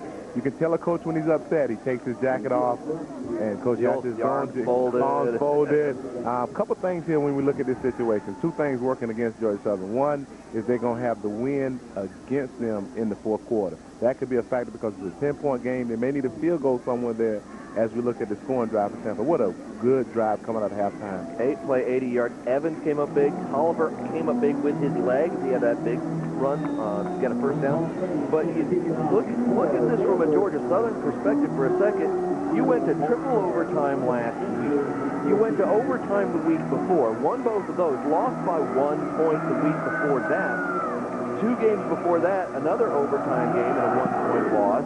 And 2 weeks before that, another overtime game. They've played 4 this year, and a block extra point, instead of 11, it's 10, and you can very easily see, that game get knotted up again. Right. The concern that has to be for Georgia Southern right now is they're tackling by their defense. They have not tackled. It was the first quarter, they tackled with a lot of pursuit. They wrapped up well. The ball carrier was going backwards instead of forward. Now, somewhere in that 2nd quarter, they start missing arm tackling, missing tackles, and so as we look at Hinton numbers, and now Hinton is the other factor. He needs to really settle his team and get them back into a rhythm. 17 of 28 for 141 in just over a half a play, and those would by themselves would be numbers you would be fairly content with. Although he only has 18 yards on the ground, they would probably expect him to have a little bit more than that by this time. Well, you'll be content with him had they capitalized on some of the good field position. They've had good field position all day, and they have not been. When you get good field position, you expect to see more than 10 points on the board, and that's not the case. Where on the other side of the ball, Samford has done well with having bad field position most of the day. Hinton's got it, looking left all the way. He's got his receiver, McIntosh, and that'll put him 2 2 yards shy of the 6. McIntosh looked like he may have gotten banged up there as you see him limp off the field here. Well, you'll see just a 3-step drop. I say a 3-step drop, but in the shotgun, it's a quick throw. So we'll see if that affects him down the stretch with McIntosh coming out the game. McIntosh, the senior from Jacksonville, goes out. It is 3rd and 2. Hinton, the keeper, right up the gut. And just nothing doing until he gets past the 40. They didn't put a hat on him until he got well. That's what's amazing. At times, Georgia Southern looked unstoppable. This has been their best football play right here. Just a little inside quarterback run with the lead blocker, and he's got positive yards every time he's run this play. But the problem has been the consistency of Hinton and his group making plays, putting the ball in the end zone. They created a great alley for him, and then Hinton's almost pushing Dio Herrera. It's like, I'm right behind you. Keep going. Hinton, he looked like he was thinking deep for a while, then tucks it and runs. He's inside the 40, actually close to the 30-yard line by the end of that play. And that will set up a 2nd and short. Now, all of a sudden, it seems like Georgia Southern offense is playing with a little more urgency than Samford defense is playing with. On the last year when Samford had the ball, their offense played with more urgency than the Georgia Southern defense. So at some point in time, one of these defenses has to step up. And again with the draw, but this time they stay at home.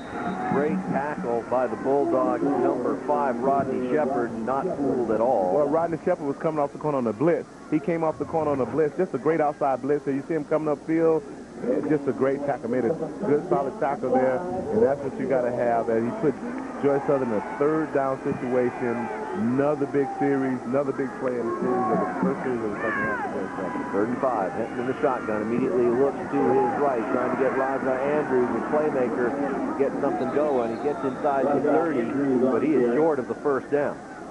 And that's going to bring up a 4th down. When they first made the play, it looked like it was going to be a big play, but give Samford defense. They really rallied around them. When you see this play, initially they got blockers on people, Georgia Southern does, and then all of a sudden they just closed up. Great pursuit by the Samford defense as Georgia Southern is lining up to go for it on 4th down.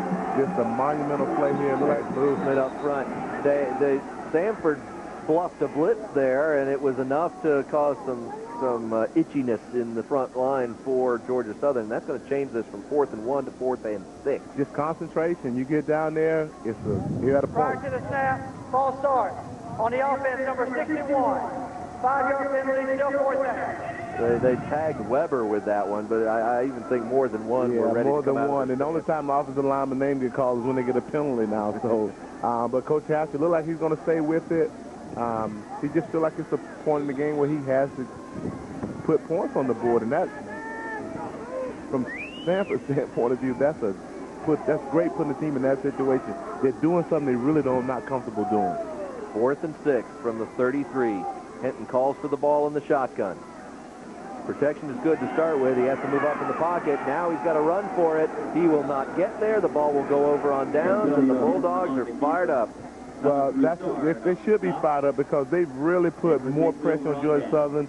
Hinton is having to carry the load on his own. They've really taken everybody else out the game except for Hinton. And when you do that, you really put a quarterback in a bad place. The pressure by the defensive line that has changed this ball game for Samford. You had number 91, Jeremy Towns, force Hinton up, but clearly everybody covered downfield because he's got nowhere to go with the ball. He just says, I'm going to have to get this myself. But the running yards, aside from the draws up the middle, the design draws up the middle, it really hadn't been there for him. Evans tries to blast through, will not do so. Well, what's important for Georgia Southern now is to stop them on 3 downs, get the ball back with the wind in Samford's face, get good field position, and get points in the 3rd quarter. I believe the wind is going to be a factor in the 4th quarter, that points are going to be hard to come by because the field position will change. If it comes down to a field goal, that wind is going to be huge because those flags are held out pretty strong right now. Georgia Southern has outscored its opponents 98-40 in the 4th quarter, but they will be going against the wind in that 4th quarter today. I tell you, just when you think a team's out of it, somebody makes a play, and here Evans has got a little room. He's tripped up. Boy, he had that speed kicking up there.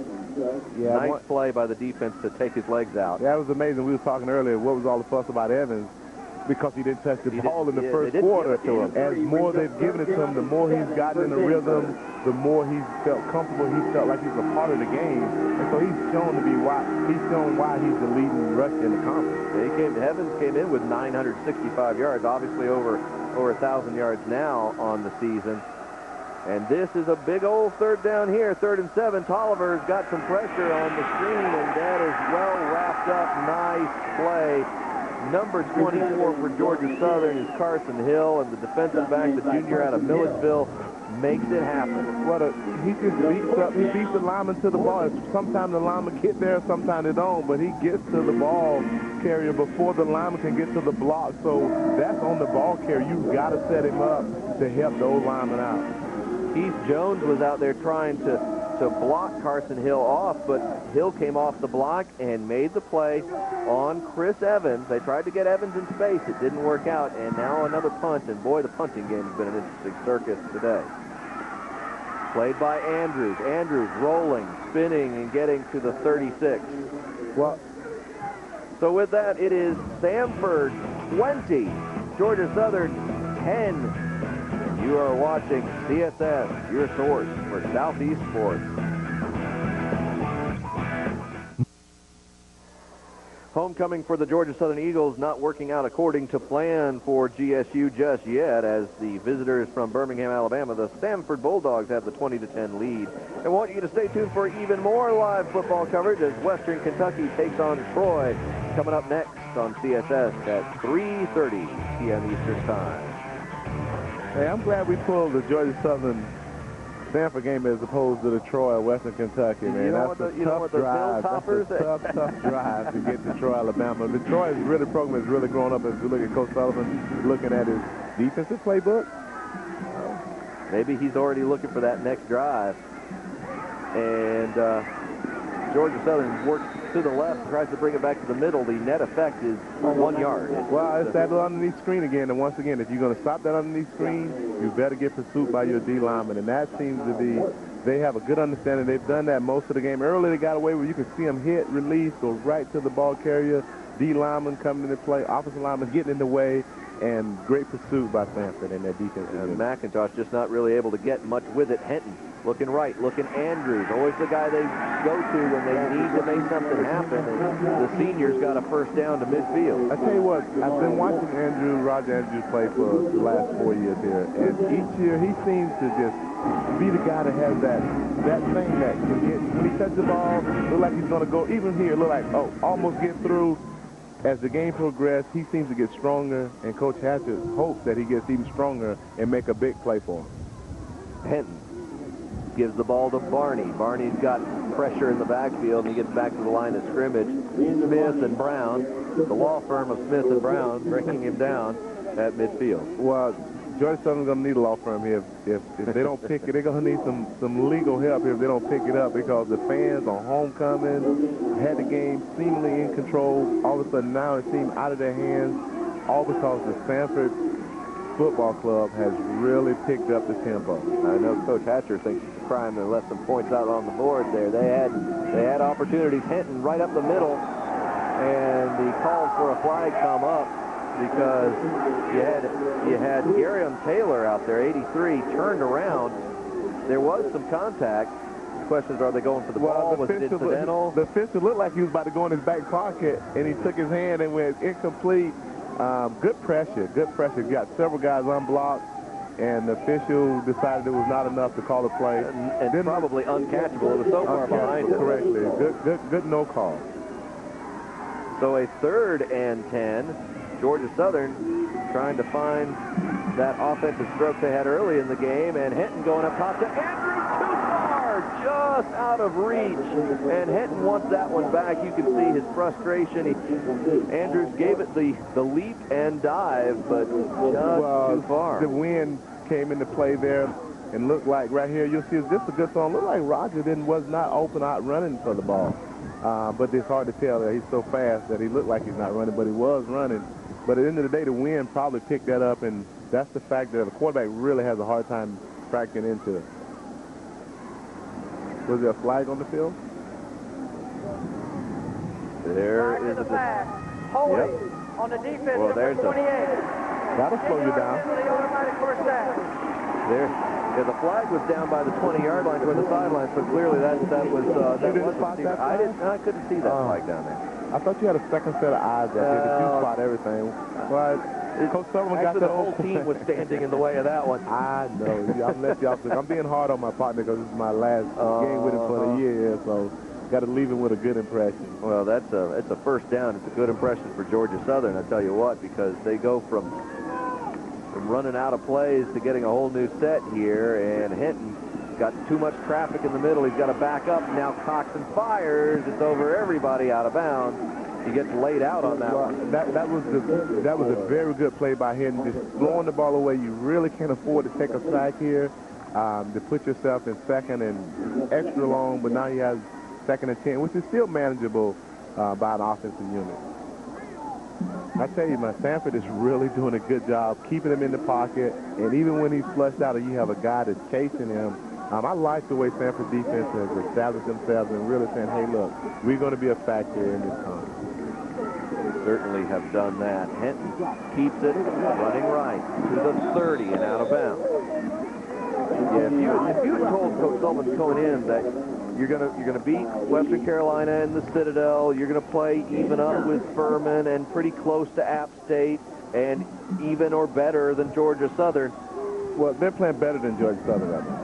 They're doing a better job of controlling the line of scrimmage, and there's Hinton's draw, but it closes right up on him. It gets enough for the first down, but no more. So first and 10. That's such a simple play, but it's such a risky play when you have short and less than a yard, and you're 6 yards deep as opposed to getting under the center. Maybe they're trying to get them a full steam ahead running, but that has been their MO throughout the years, that this is how we're going to go after our short yards. Hinton again throwing this time to his right and looking for Camp. Georgia Southern seems to be getting a little rhythm. It's amazing what a penalty will do. A penalty will get you into a rhythm as we see Camp limp back to the sideline. Well, it really has been interesting how the penalties in this game have been drive-changing penalties. And we talk about the Southern Conference, and like we said, it's kind of in thirds now. And App State, Elon, Wofford, the upper group, Furman, Georgia Southern, Samford, the middle group, and then Citadel, Western, and Chattanooga making up the lower third right now. It kind of Elon is throwing a wrench in everything. Elon is throwing a wrench in everything because Elon has jumped in, and rightfully so. They've been playing really good football for the last couple of years, and Wofford has been tinkering in there. At times, Wofford would jump up. App State has been the dominant. App State has really dominated the conference over the last 3 years, you can say. Well, you know, so many of the Southern Conference teams go high in the rankings and make it far in the postseason. And App State, of course, as we said, collecting title after title after title now, and it's something to see. Southern Conference football is a good brand of football. Certainly, and the question that has been ringing out throughout Statesboro and the community is, will Georgia Southern make the playoffs? I don't think they have the pedigree to make the playoffs. I think they've lost a couple games that will essentially keep you out of the playoffs. But I think right now, Coach Hatchett, maybe he's on the outside looking in. But at the end of the day, you got to win ball games like the App State and Furman game. Play to the outside to McIntosh. He gets off the first tackle and lunges for the ball, and it is a touchdown. Georgia Southern narrowing the gap. Big play, McIntosh. Hinton, by the way, has set Georgia Southern season records for yards and completions. But right now, I think he's a little happier about the last completion and the touchdown. It was a great ball. What a great catch. What a great ball. That's a receiver and a quarterback being on the same page. And that'll come as they continue to play and as they get older, as the group settles. And Hinton is just going to get better. I've really been impressed with Hinton's ability to throw the football. I think the next phase is to equate that into ball games. There's a flag on the extra point because look like it's offside. So they'll wave that off. Receiving team lined up in the neutral zone, number 69. The penalty is declined. The extra point is good. So with that, we've got a good one here, folks. Stick around. 2 minutes left in the third. Georgia Southern 20, or rather Samford 20, Georgia Southern 17. You're watching CSS, your source for Southeast sports. Tonight on CSS, tune in at 7 Eastern for live college football as UTEP visits Louisiana Lafayette. Stay tuned for championship boxing. College football is on CSS, and Tuesday nights are your chance to see all the Georgia Tech Yellow Jacket football action. This week, it's the Georgia Tech at North Carolina replay, Tuesday at 9 p.m. Eastern, only on CSS. We're responsible about paying our bills, but right now, everything is just a little bit tight. We have the money, but not always at the right time. And with most companies, they decide when your bill is due. But Direct Auto let us choose the day we make our payment. We lined it up with my payday, so we always know we'll have the money. At Direct Auto, you pick the day your payment is due. Just one more way we keep you in control. Join the people who save $500 or more by switching. Call 1-877-GO-DIRECT. We know we're always welcome at Direct. Enjoy the lavish food and service at the new Oasis Buffet and Restaurant at Victoryland. Visit the huge new Quincy's 777 with more ways to win millions of dollars in cash. Watch the big games and wager and win on the horses and dogs, all at the new Sportsbook Sports Bar. Come join us at Victoryland. You can be a winner, too. Open 24/7. No wonder it's called Victoryland. I-85, exit 22 Shorter, Alabama.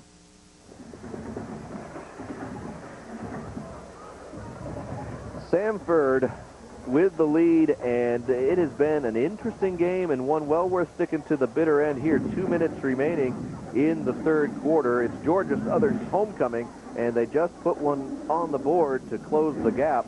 It is now 2017. Samford out in front of the Georgia Southern Eagles. 2 minutes left in the third period, and the Eagles talking everything out on the sidelines. There you see their scoring drive. McIntosh came up big on that last play. Michael McIntosh, come up with a big reception, and then it's always the yards after the catch that drives the coach crazy, or it's one of those things where you gotta, okay, he caught the ball, but tackle the ball carrier, tackle the receiver, limit the yards after the catch, and that's what I'm sure Coach Sullivan will be teaching with his kids about. They'll probably hope that Boland puts this one right out of the end zone. He's still got that strong wind at his back. Minimize the chance of return. It will be into the end zone and skip out just like the others. Yeah, you can see how the ball carries. Once it gets up, it looked like it's just a high kick, but it carries right through the end zone. So that's one we'll have to keep an eye on as the game progresses, especially when we get into the fourth quarter. Because that advantage that Georgia Southern is enjoying right now will belong to Samford in the pivotal fourth in what is right now a 3-point game. There you see the living mascot of the Georgia Southern Eagles, was that impressive fly-in before the game.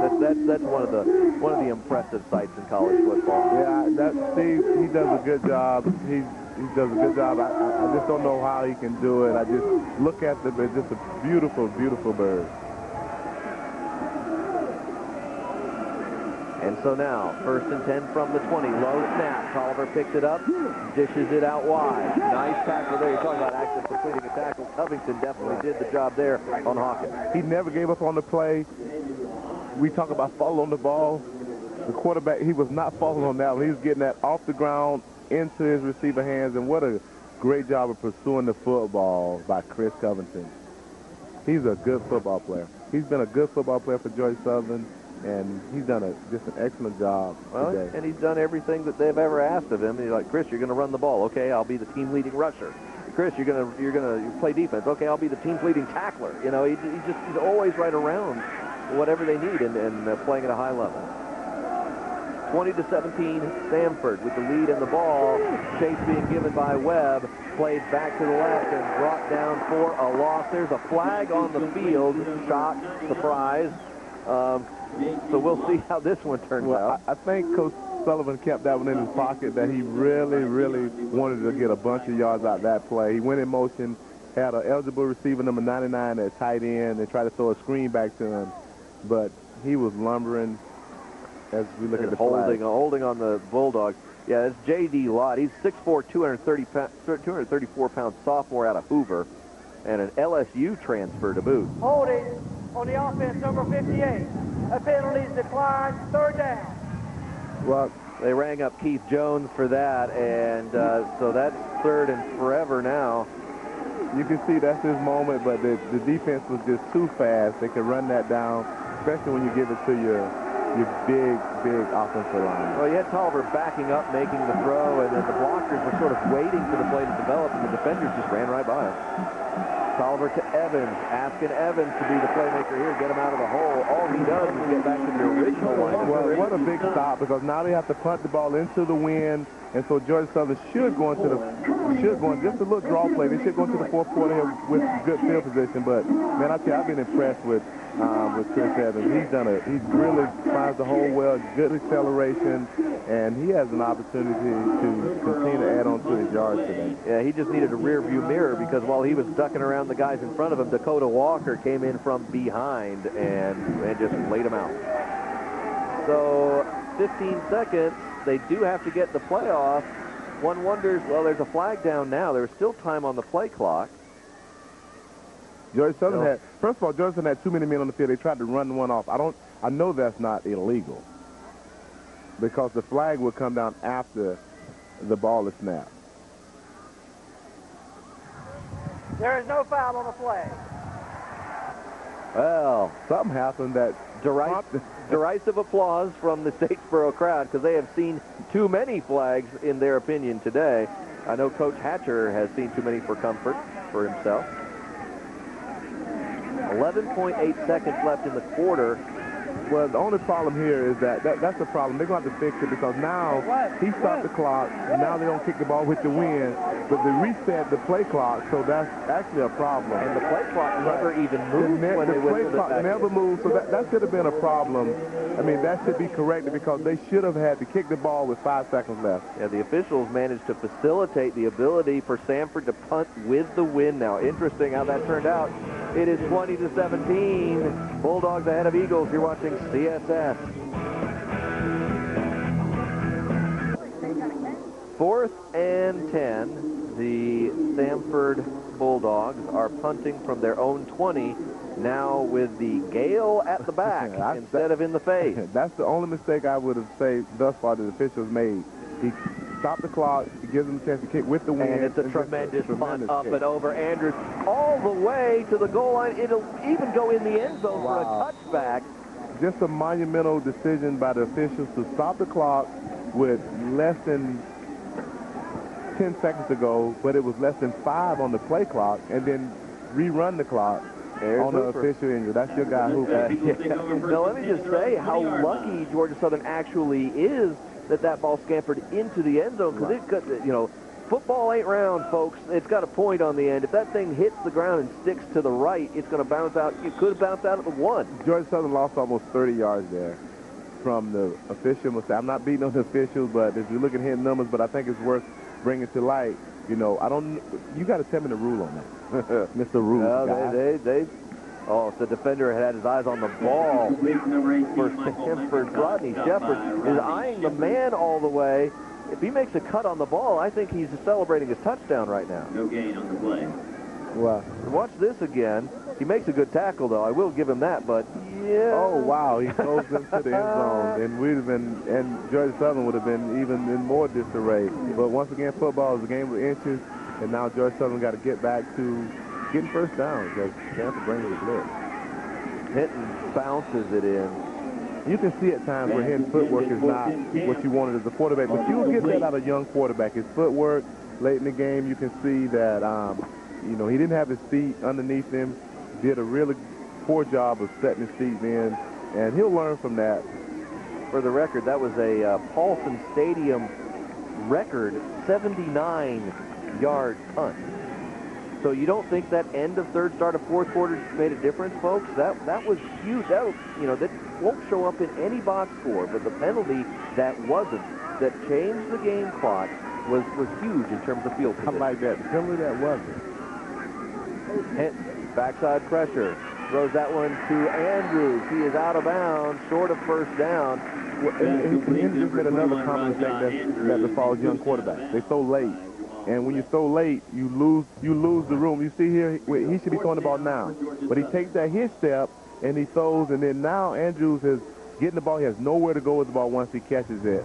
And so, but that's the common with young quarterbacks. You can see the strength of his arm. You can see, as we look at Rogers' numbers, 9 for 7, 8. I like the way he plays the game, but as a young quarterback, certainly Hinton has to do a better job of getting rid of the ball on time. How about this score? This is my favorite time of the day as we watch the scoreboards coming in. We get some scoreboards punches away. It's going to be Samford's ball at their own 40. This is one of my favorite times of the day when we get to look at scores across the country. And one score I'm looking at, Wyoming 13, Tennessee 0. What happened? What is happening to Tennessee? The Volunteers have pretty much dropped off the table, haven't they? A win over Tennessee is not what it once was, and certainly Wyoming, the Cowboys coming into Neyland and taking the second quarter lead, 50-0. I didn't agree with the final score. I love watching SEC football. Didn't agree with it. His body of work should speak for itself. He's going to have some down years in that conference. Although I think there's an argument to be made about Fulmer's body of work with and without David Cutcliffe. They look at the record when Cutcliffe was there; it's far better than without. And now you got Cutcliffe actually, making a few things happen at Duke. So it's nonetheless, yeah, you don't want to see Fulmer or any of the long-standing coaches, but that's take it on the chin like that. But that's the nature of the position. Certainly is. Well, we're glad we got two secure coaches here that's coaching this ball game, and so we'll see who comes out on the top end of this field. It's just a big series for Georgia Tech. 2nd and 8, Bulldogs. Evans trying to protect Tolliver's backside. Tolliver still rolling, throwing up high and out of bounds. The flag sails in late. Stop me if you've heard that one before. So Coach Hatchett has his ear to the official there, so we get to listen to it. Was he across the line of scrimmage? They call holding. You got to take him. He has to accept this penalty because field position is against him, and so he really got to put him in a situation where you can see. Yeah, that's a good hold. Choke hold. That's a good hold. But smart play by the quarterback, throwing the ball out of bounds. But what's fighting against Coach Hatchett as we look at Coach Sullivan? This is a big series for him, but George Southern really need to stop. And I think that Samford need to get back to running the ball. I mean, they got to get the clock going. They got to get Chris Evans. They did very good work offensively when they ran the football. 12:55 remaining in the game.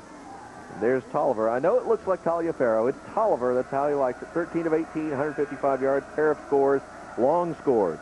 Each of them 40-plus yards. One of them was 70-plus. It's been a good football play. Evans has got some room. Evans cannot get past.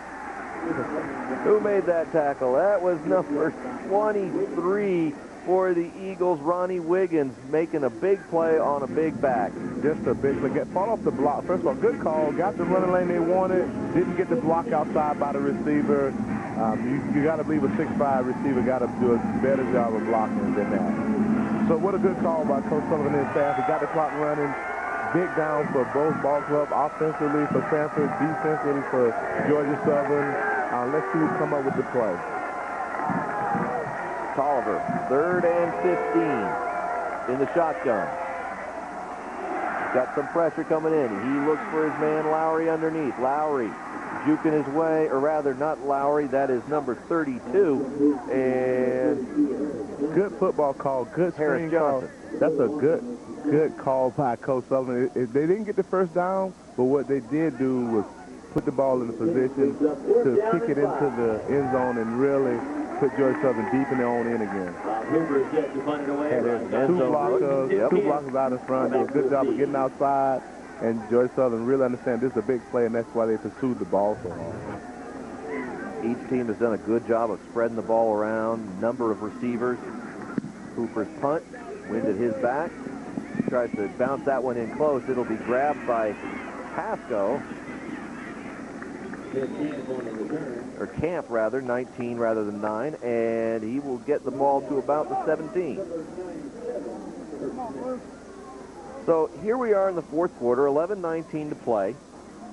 Samford with the 20-17 lead, and Bulldogs not on Georgia Southern's side. No, it's still only down 3. The Eagles getting the ball, and they're doing They're doing what we were accusing them of earlier, moving the ball midfield but not in the red zone. Well, that's because the defense has been playing well for Samford. Pressure up and knocked down. That was Hinton couldn't get that one over the line traffic. He has not been able to get a middle screen off all day. He's really had trouble getting that middle screen off. He's done good when it's been outside the tackles, but when it's been middle screen over the guard, the center, he has not been able to. And it's such a dangerous play. It's great if you get it off, but it's such a dangerous play because if it gets tipped, it's going to go straight up and it's going to be trouble. Well, he clearly didn't have an open passing lane there. He threw it right into traffic, and that, as you say, that tip is very dangerous. Right in the middle of the field. He's going long. It is picked off. It is underneath McIntosh. Still alive, still running for the Bulldogs, and a great play. Number 18, Andy Davis, got the ball all the way into the red zone.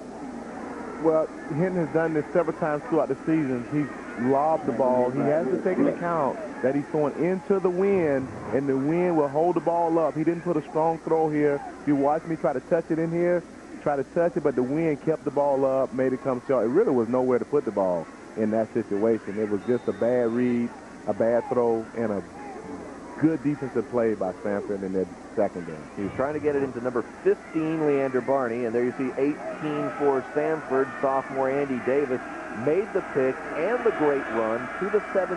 1st and 10 for the Bulldogs, and it's Evans territory, and Evans, they're lucky to get him down. It looked like he had some momentum toward the goal line. Very fortunate to get him down. The balance of Evans, as the more I see of Evans, the more I like of him as a running back. But this is when your big offensive lineman has to do a job for you. You can see right there, George Southern just a poor job of tackling, but it's a better job of running the ball by Evans than I would say poor tackling because he just makes people miss. The more I see him, the better he becomes. He's starting to look like the kind of back who gets better the more carries he gets. You know, some running backs are like that. You know, you look at their numbers all game, it's like, yeah, wow. And here's Evans trying to fight through. This time they bottle him up. Well, just a big series for George Southern. If they go down 10 again, very difficult to get back into this one. If they go down by 6, still have an opportunity. So just a big series of downs here. 3rd and short. You've got to believe that the offensive line will come to light with the lead the Southern Conference leading rusher with less than a yard to go with the game at hand here. So let's see what they call. I'd lean on my offensive lineman. 20-17 is the score. Under 10 minutes to play. Tolliver will get under center. There you see Chris Evans, number 24. Tolliver will keep. They've got him roped up. He is not going to get it. Just surprised that they went with it. It's a good call. There's nothing wrong with the quarterback sneak in that situation, but I got the league-leading rusher in my backfield. Really want to give him a chance. He's been getting better as the game. You can see George Southern won the line of scrimmage battle there, and it's going to force I think Dakota Walker took that one personally. He was fighting to get in there. Timeout. Samford's timeout. I was interested to see who called timeout there because it could have been either one. Those timeouts are going to be critical as the game comes down to the wire, and I got to believe he's considering going for it. Yeah, a touchdown here, like you say, 10 points is going to be hard, but still not impossible, obviously, for Georgia Southern. 9 minutes to go, 14 to go in the game. He's up 3 now. It's a question of whether you make it a 1-score or a 2-score game, and that's the decision in front of Pat Sullivan now. And you see penetration by Beard underneath, and then Walker helped finish off the tackle. Walker actually nearly trying to unscrew the head of Beard Sullivan. made the play. Walker cleaned it up. That's team defense. I believe you should kick. That's why I love sitting where I'm sitting now. I believe you should kick the field goal, put the pressure back on Georgia Southern to press to get a touchdown. Your defense has been playing well all day. They elect to go for it. Let's see if they try a trick play, maybe get them off sides or something, and see if they can basically depend on Georgia Southern being not disciplined as opposed to Evans in the eye. I'd send him airborne maybe, but Tolliver still's got the ball wide open right side. Run it in. He could have walked it in. Great call by Coach Sullivan. That's why I sit up here and he's on the sideline. But it was a great call. Just caught George Southern being over-aggressive, and walked in the end zone. Great decision not to throw the ball. Everybody stacked the box, and Tolliver does a good play fake. I mean, good enough to buy it. They did send Evans airborne, and everybody bought it. I would have bought it. Well, you had nobody on the end. You had no end man, no defensive end at the top of the defense there, and so everything got sucked inside. What a huge, huge play by Samford. Yeah, Derek Hayden couldn't get there in time. We have whistles. There is no kick. There are flags. Stunner. And how many flags? What's that flag count here? Well, I know it's at least 13 that were actually called. The defense, number 55 with contact.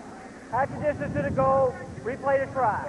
16 flags. Yeah, that's not including the ones declined, mind you. Or the one that was thrown that didn't happen. I thought that was the biggest one. You called a great call there, partner. That was the biggest non-call of the game. And so, but Georgia Southern. 26-17, trying to make it 27-17. Kick is up, and it is good. So it is back to 10 points. The fourth quarter has belonged to Georgia Southern most of the year. Can they salvage the last 9 minutes of it today? Tolliver scores. It's Samford up 10. You're watching CSS, your source for Southeast sports.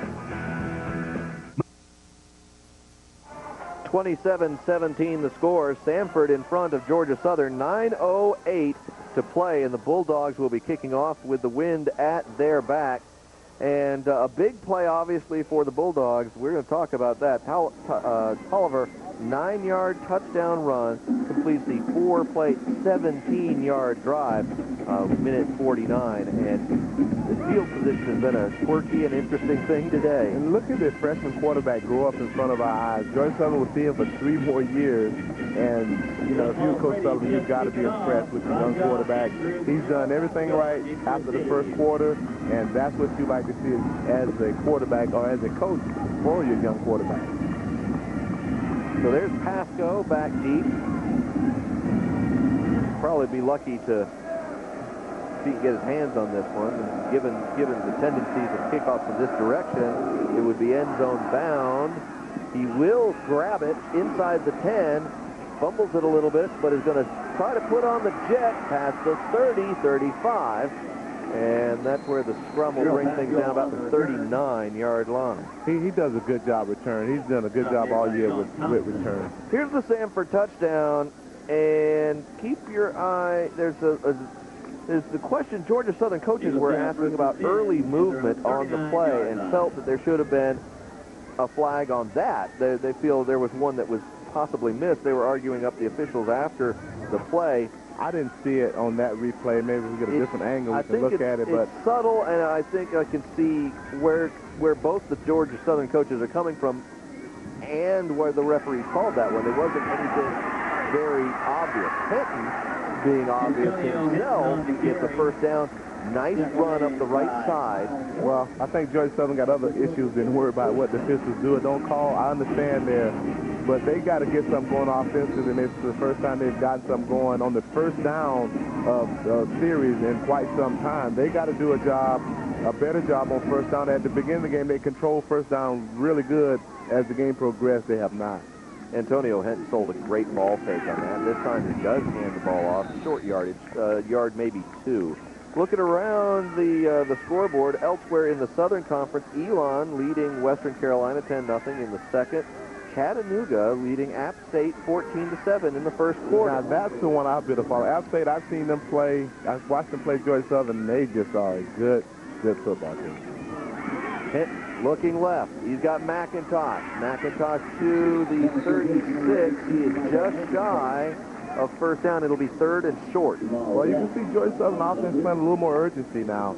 I think they understand that they're in a lot of trouble here, and even here, Hinton picks the ball up and gets a strike out there to McIntosh. But at the end of the day, Georgia Southern got to score, and they got to score quickly in order to get back into this ball game.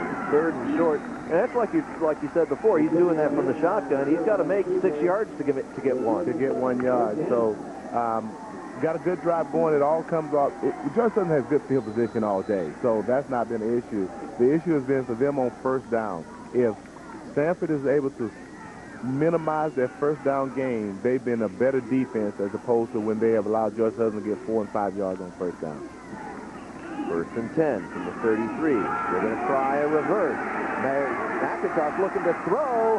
He's looking for Barney in the end zone, and they dropped it. He dropped it. They had it underthrown. Barney adjusted, and I thought for sure he was going to have a score. Everybody among the Georgia Southern crowd certainly thought that was a TD. Well, the tough play. The question is it trying too hard? Well, it was covered, first of all, and then here you can see what really should have just took off with the ball and to get the positive yards, but it gives them a chance, and you just can't make the play. I mean, that's just a tough play, and when you watch that, it's a tough play for a receiver, and so we'll see if Georgia Southern can bounce back. Once again, that first down play. Andrews came on the field late. He'll take the pitch, try the left side, and he is really not able to get any kind of gain on that. It's amazing because when Georgia Southern has a play like the previous play where they reverse pass and it didn't work, then the next play they don't seem to have their balance. Just even then, Andrews came onto the field late. Never seemed like they were quite in sync with their next play, so they really were looking for big things like that play, and now they're in a tough position. Let's see if Samford defense come up big as they have all day. 3rd and long, 3rd and 8, 7 minutes to go in the final quarter of play. Hinton looks to the sideline. He's got 7 seconds on the play clock. Hinton takes the snap, tries to look for a quick throw. It's not there, then does the little Brett Favre pitch. He'll get 1 yard or so out of that. The old just scoop that thing. Just a good defensive effort by Samford. Their defense was better than Georgia Southern offense, and that defensive line really came. They brought the blitz. You see the twist. What a great stunt that was by the Samford. Made him just make a play that was a tough play. Let's see if Georgia Southern uses a timeout now because they're in somewhat of trouble here. And the thing that I'm surprised about is Georgia Southern they don't move Hinton around enough to make throws out of the pocket. He's normally sitting in the pocket. He had a face full of John Michael's play that last play. 6'6", 265. Ball knocked in the air, and all Hinton can do is try to knock it back down. The pass only got off of his fingers, and then it was blasted back at him. And that's where the wind has become a factor where they normally probably would try a field goal, couldn't, because simply the wind will not allow that. And then here, pressure up the middle. If you get pressure in what we call the A gap, that causes quarterback trouble because you get in their passing lane. 27-17, 6.5 minutes to go in the game. The Samford Bulldogs, you could think of them as upstarts to a degree because they first year in a big time conference in the FCS here in the SoCon, and they've got a couple wins under their belt, and they're trying to come into Statesboro and beat Georgia Southern. That would get a lot of attention. I would say that as Georgia Southern make a play defensively because they understand that Samford has to run the ball. I would say that, but if they had any other coach than Pat Sullivan, I would call him an upstart, but he's been fantastic in young programs that have not been very successful. He's done a great job with the ball club, their demeanor, the personnel. He understands personnel really well. He has a solid staff, and he has a young quarterback, so the future looks really bright for Samford and their ball club. In other words, a tough conference just gets tougher for everybody else. Just gets tougher. Tolliver gives to Evans. Evans trying to stretch the field left. He's got a good gainer to the 40, and out of bounds, the flag comes in late. Surprise. Yeah, so it's 2nd and long. I'm just a distraction to my partner up here, right. But Coach Sullivan has no distractions as he's moving forward. This is when coach that has the pedigree that Coach Sullivan has understands game, even though the holding penalty will back him up. Let's see if he can get his ball club to understand how to close out one of the teams, on the offense, Georgia Southern, one of the conference championship teams that historically have been a great team in this conference, and they're struggling now.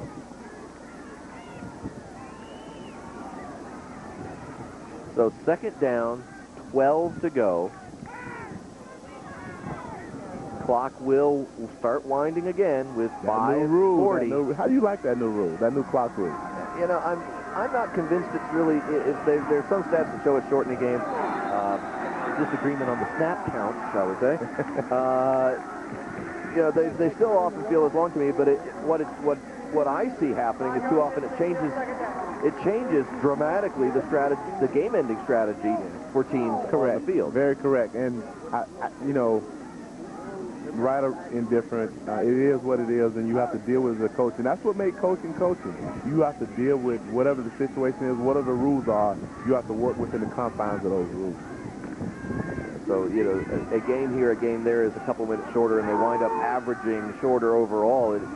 But you look at the penalties, and my goodness, you know, 7 for 67, 8 for 63, over 120 yards in penalty yardage assessed. Again, not including the declined penalties, not including the ones waved off, and so the ones that like it didn't happen. So there's a lot of yellow out there today, well, and it's not a team color. Yeah, it's what a big down for both ball clubs. Samford got a chance to really put a lot of pressure on Georgia Southern. I think if they get a couple more first down, the game will be out of reach. So this is a big play. You don't want to force yourself into a mistake in this play, but you want to try to press for the first down. 3rd and 12. Tolliver will give to Evans, and Evans is going to get the first down by himself. Great call. Georgia Southern had to know they was going to run the ball. That play there could have sealed the game for Samford, because unless you get some turnover, but what a great running.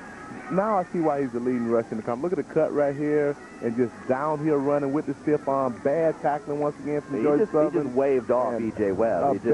E.J. Webb has been a consistently good football player for Georgia Southern. That time, he looked very average. 1st and 10, 4 minutes to play. And the Eagles are going to have to make a defensive play. Just come up with something. Flag flies. May have gotten offside on Georgia Southern. This is when coaching come into play. And this is what I love about the game of football. When you got good coach who understands the situation. There's no need for them to even consider putting the ball in the air. Georgia Southern should have understood that and should have been able to put themselves in a position to stop the run. They could not. Coach Hatchett has to be disappointed. Illegal motion on the offense, number 11. He really has to be disappointed with the effort of his team today. Spot, still first down. Now, we've talked about this earlier in the season when we were here, how you know, Coach Hatcher was given a kind of a clean slate, you know, to work with, a good honeymoon period. They loved Coach Hatcher, and everyone wanted to see him succeed here, whereas his predecessor, perhaps, you know, Van Gorder hit a lot of negative notes on arrival, but Hatcher given a lot of room. But you know, they're still losing conference games, and it's still not the program is holding its place and not winning games. And I know losing at home on homecoming to Samford is not going to sit well with some of the longtime Statesboro locals, the fans. Well, you know, as Georgia Southern make another play there, as they really work in the clock, Georgia Southern takes the time out, which is what they have to do now. But we'll talk about that when we come back from break. We'll step aside for just a moment with this stop at 3.5 minutes. Georgia Southern in a rough spot, 27-17. Samford on top on CSS. 27-17, Samford out in front and with possession of the ball with 3.5 minutes to play on this beautiful fall afternoon. And you know, there's more football coming. Stay tuned for more live coverage as Western Kentucky takes on Troy. Coming up next on CSS at 3:30. Mark, let's just finish that thought about Coach Hatcher getting the honeymoon period. I just believe that any coach and any coaching staff should be given a run of freshman class throughout because they become seniors. You can't assess a coach in a game or a season unless he's gotten his freshmen to become seniors, to see the maturity of his players and the program. I think Coach Hatcher's in a good place, on the right track.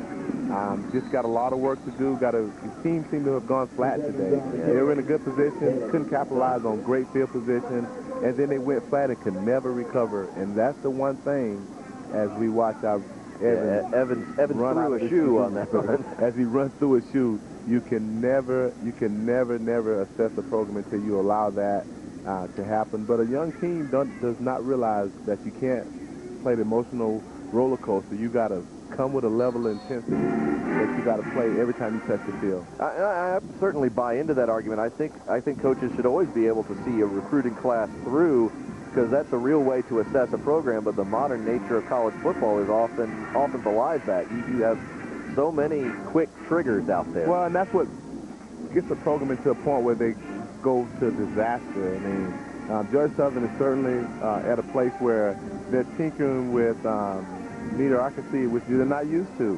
When you look at the flags flying, they're used to a high level competing for the conference championship consistently. So they're going through a tough day as we look at Chris Evans, 24 for 123. We'd have never thought that after the first quarter, but just kudos to Coach Sullivan and his staff as Georgia Southern. Chris Covington makes the play. Yeah, they give him the ball on 3rd and 17. He gets no gain, and that wasn't about trying to get a first down. That was about taking some more clock and forcing another timeout off for Georgia Southern. And you know, you look at these two programs today, you don't want to say one's going one way, one's going another, because no one game does that. But when both of these, we're back to that middle third of the Southern Conference, and Samford comes in, and they've kind of asserted themselves in this game. They took a shot to the jaw, and they said, "Is that all you got?" Right. And came right back. And they had Furman on the ropes last week, which you got to believe they should have won that ball game last week. They come in here, play Georgia Southern, look like they're going to get out of here with a win unless a catastrophe steps in, and Georgia Southern make plays, which has happened before for Georgia Southern. Oh, yes. But you got to love Coach Sullivan and his staff, that whole setup over there in Birmingham with Samford. Great addition to the conference. They're competitive, and that's what you look for. Punt is away, and Andrews tries to track it down hard in that wind to do that. Going to try and make a big play. He gets across the 20, still spinning to the 25. And that sets up first down for Georgia Southern. The Eagles trailing by 10 and running out of time. 3:08 to go. You're watching CSS, your source for Southeast sports. 27-17 favoring the Bulldogs. Samford, 3:08 to play. It's been a great afternoon for football, unless, of course, you are really rooting for Georgia Southern, as the homecoming crowd is. And we've got a quarterback change, and a break on the ball there could have been costly, but they're gonna take Hinton out of the game and give number 12, Kyle Collins, an opportunity. Lee Chappell is hurt with an ankle still. The question is Hinton hurt, or is he on the sideline close to the coach? Yeah, I see him down there with if we can try to find a shot as we look at Kyle He's got his helmet on.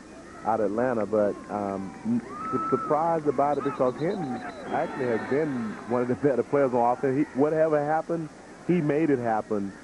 It's just that it didn't happen well for them. Samford defense has been really good. Penalty, still second down. Well, and then you bring a new quarterback in, and the cadence is going to be a little different. Yeah. The feel is going to be a little, so you got movement right away, so it backs them up. Well, you never really know why coach make a quarterback change, because normally it's not the quarterback. Henry's not throwing the ball bad. He's not throwing the ball into traffic. He's not turning the ball over. They're just not making enough plays around him. Samford defense is just doing a Collins job. Going up top. He's looking for Andrews. It's sort of a jump ball, but Andrews wins it. That's amazing. Andrews, he just makes plays. He's just a football player that makes plays over time and time again, over and over and over. And Collins threw one up, and he came down with a play.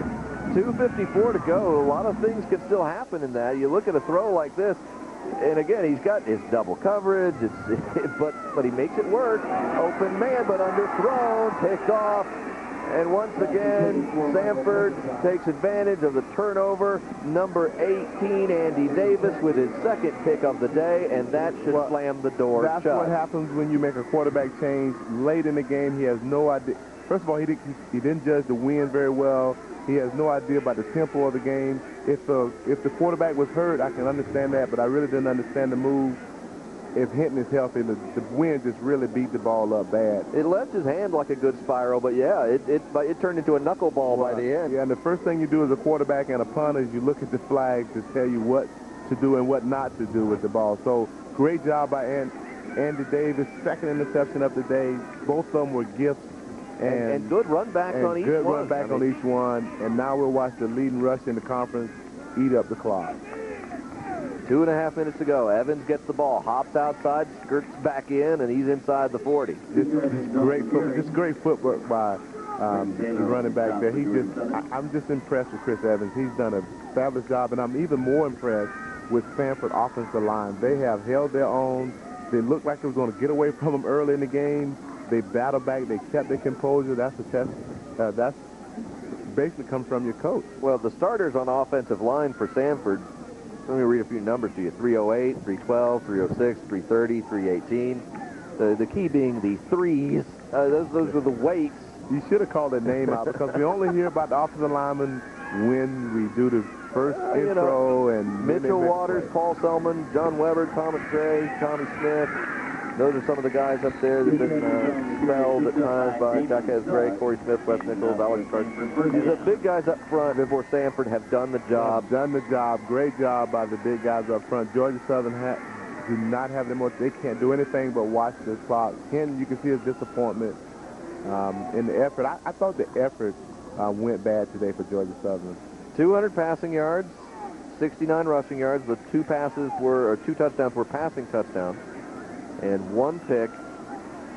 Yeah, I think and now Kyle Collins comes in. He's got one pick. Yeah, when you got to throw the ball 44 times, you're in trouble. I just believe that football, when you got to throw the ball 44 times, that's bad because it's just no way you can expect to win ball games throwing the ball 44 times. But I'm old school now. I come from a running era.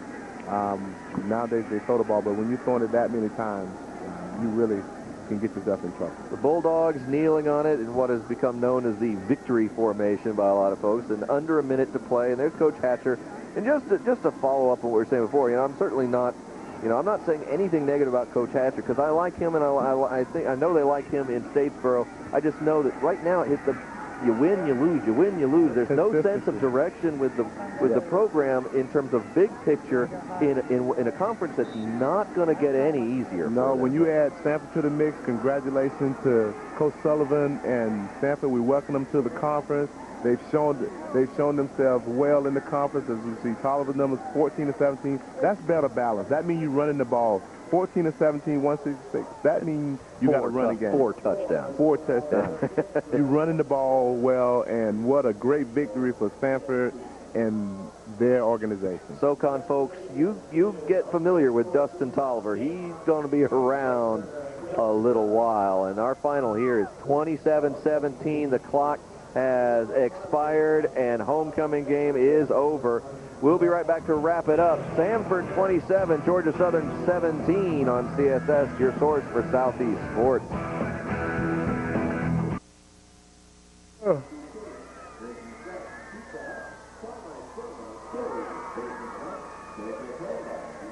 That's our final score. Samford 27, Georgia Southern 17. As we wrap things up, here's the last touchdown. You see Tolliver taking care of business by himself this time. Beats the man to the pylon, and here is the death blow. This is the one that just seals it. Andy Davis's 2 interceptions, and that no play bigger than that one for closing this one out. And Tracy, your final thoughts on what we saw here today? Well, just a very valiant effort by Samford and Coach Sullivan, his organization. The Samford, they did a great job of running the ball, controlling the game. Georgia Southern got some work, played a little flat. Doesn't get any easier for Georgia Southern, but that's the Southern Conference. In a nutshell, that's right. It's a tough schedule all the way around. And with that 27-17 final, that'll wrap things up from Paulson Stadium. The senior executive producer for CSS is Steve Thomas. Senior coordinating producer is Russ Aaron. Our producer today has been Steve Graham. Our director is Kent Murray. For more information on CSS, including programming information, game information, and much more, log on to css-sports.com.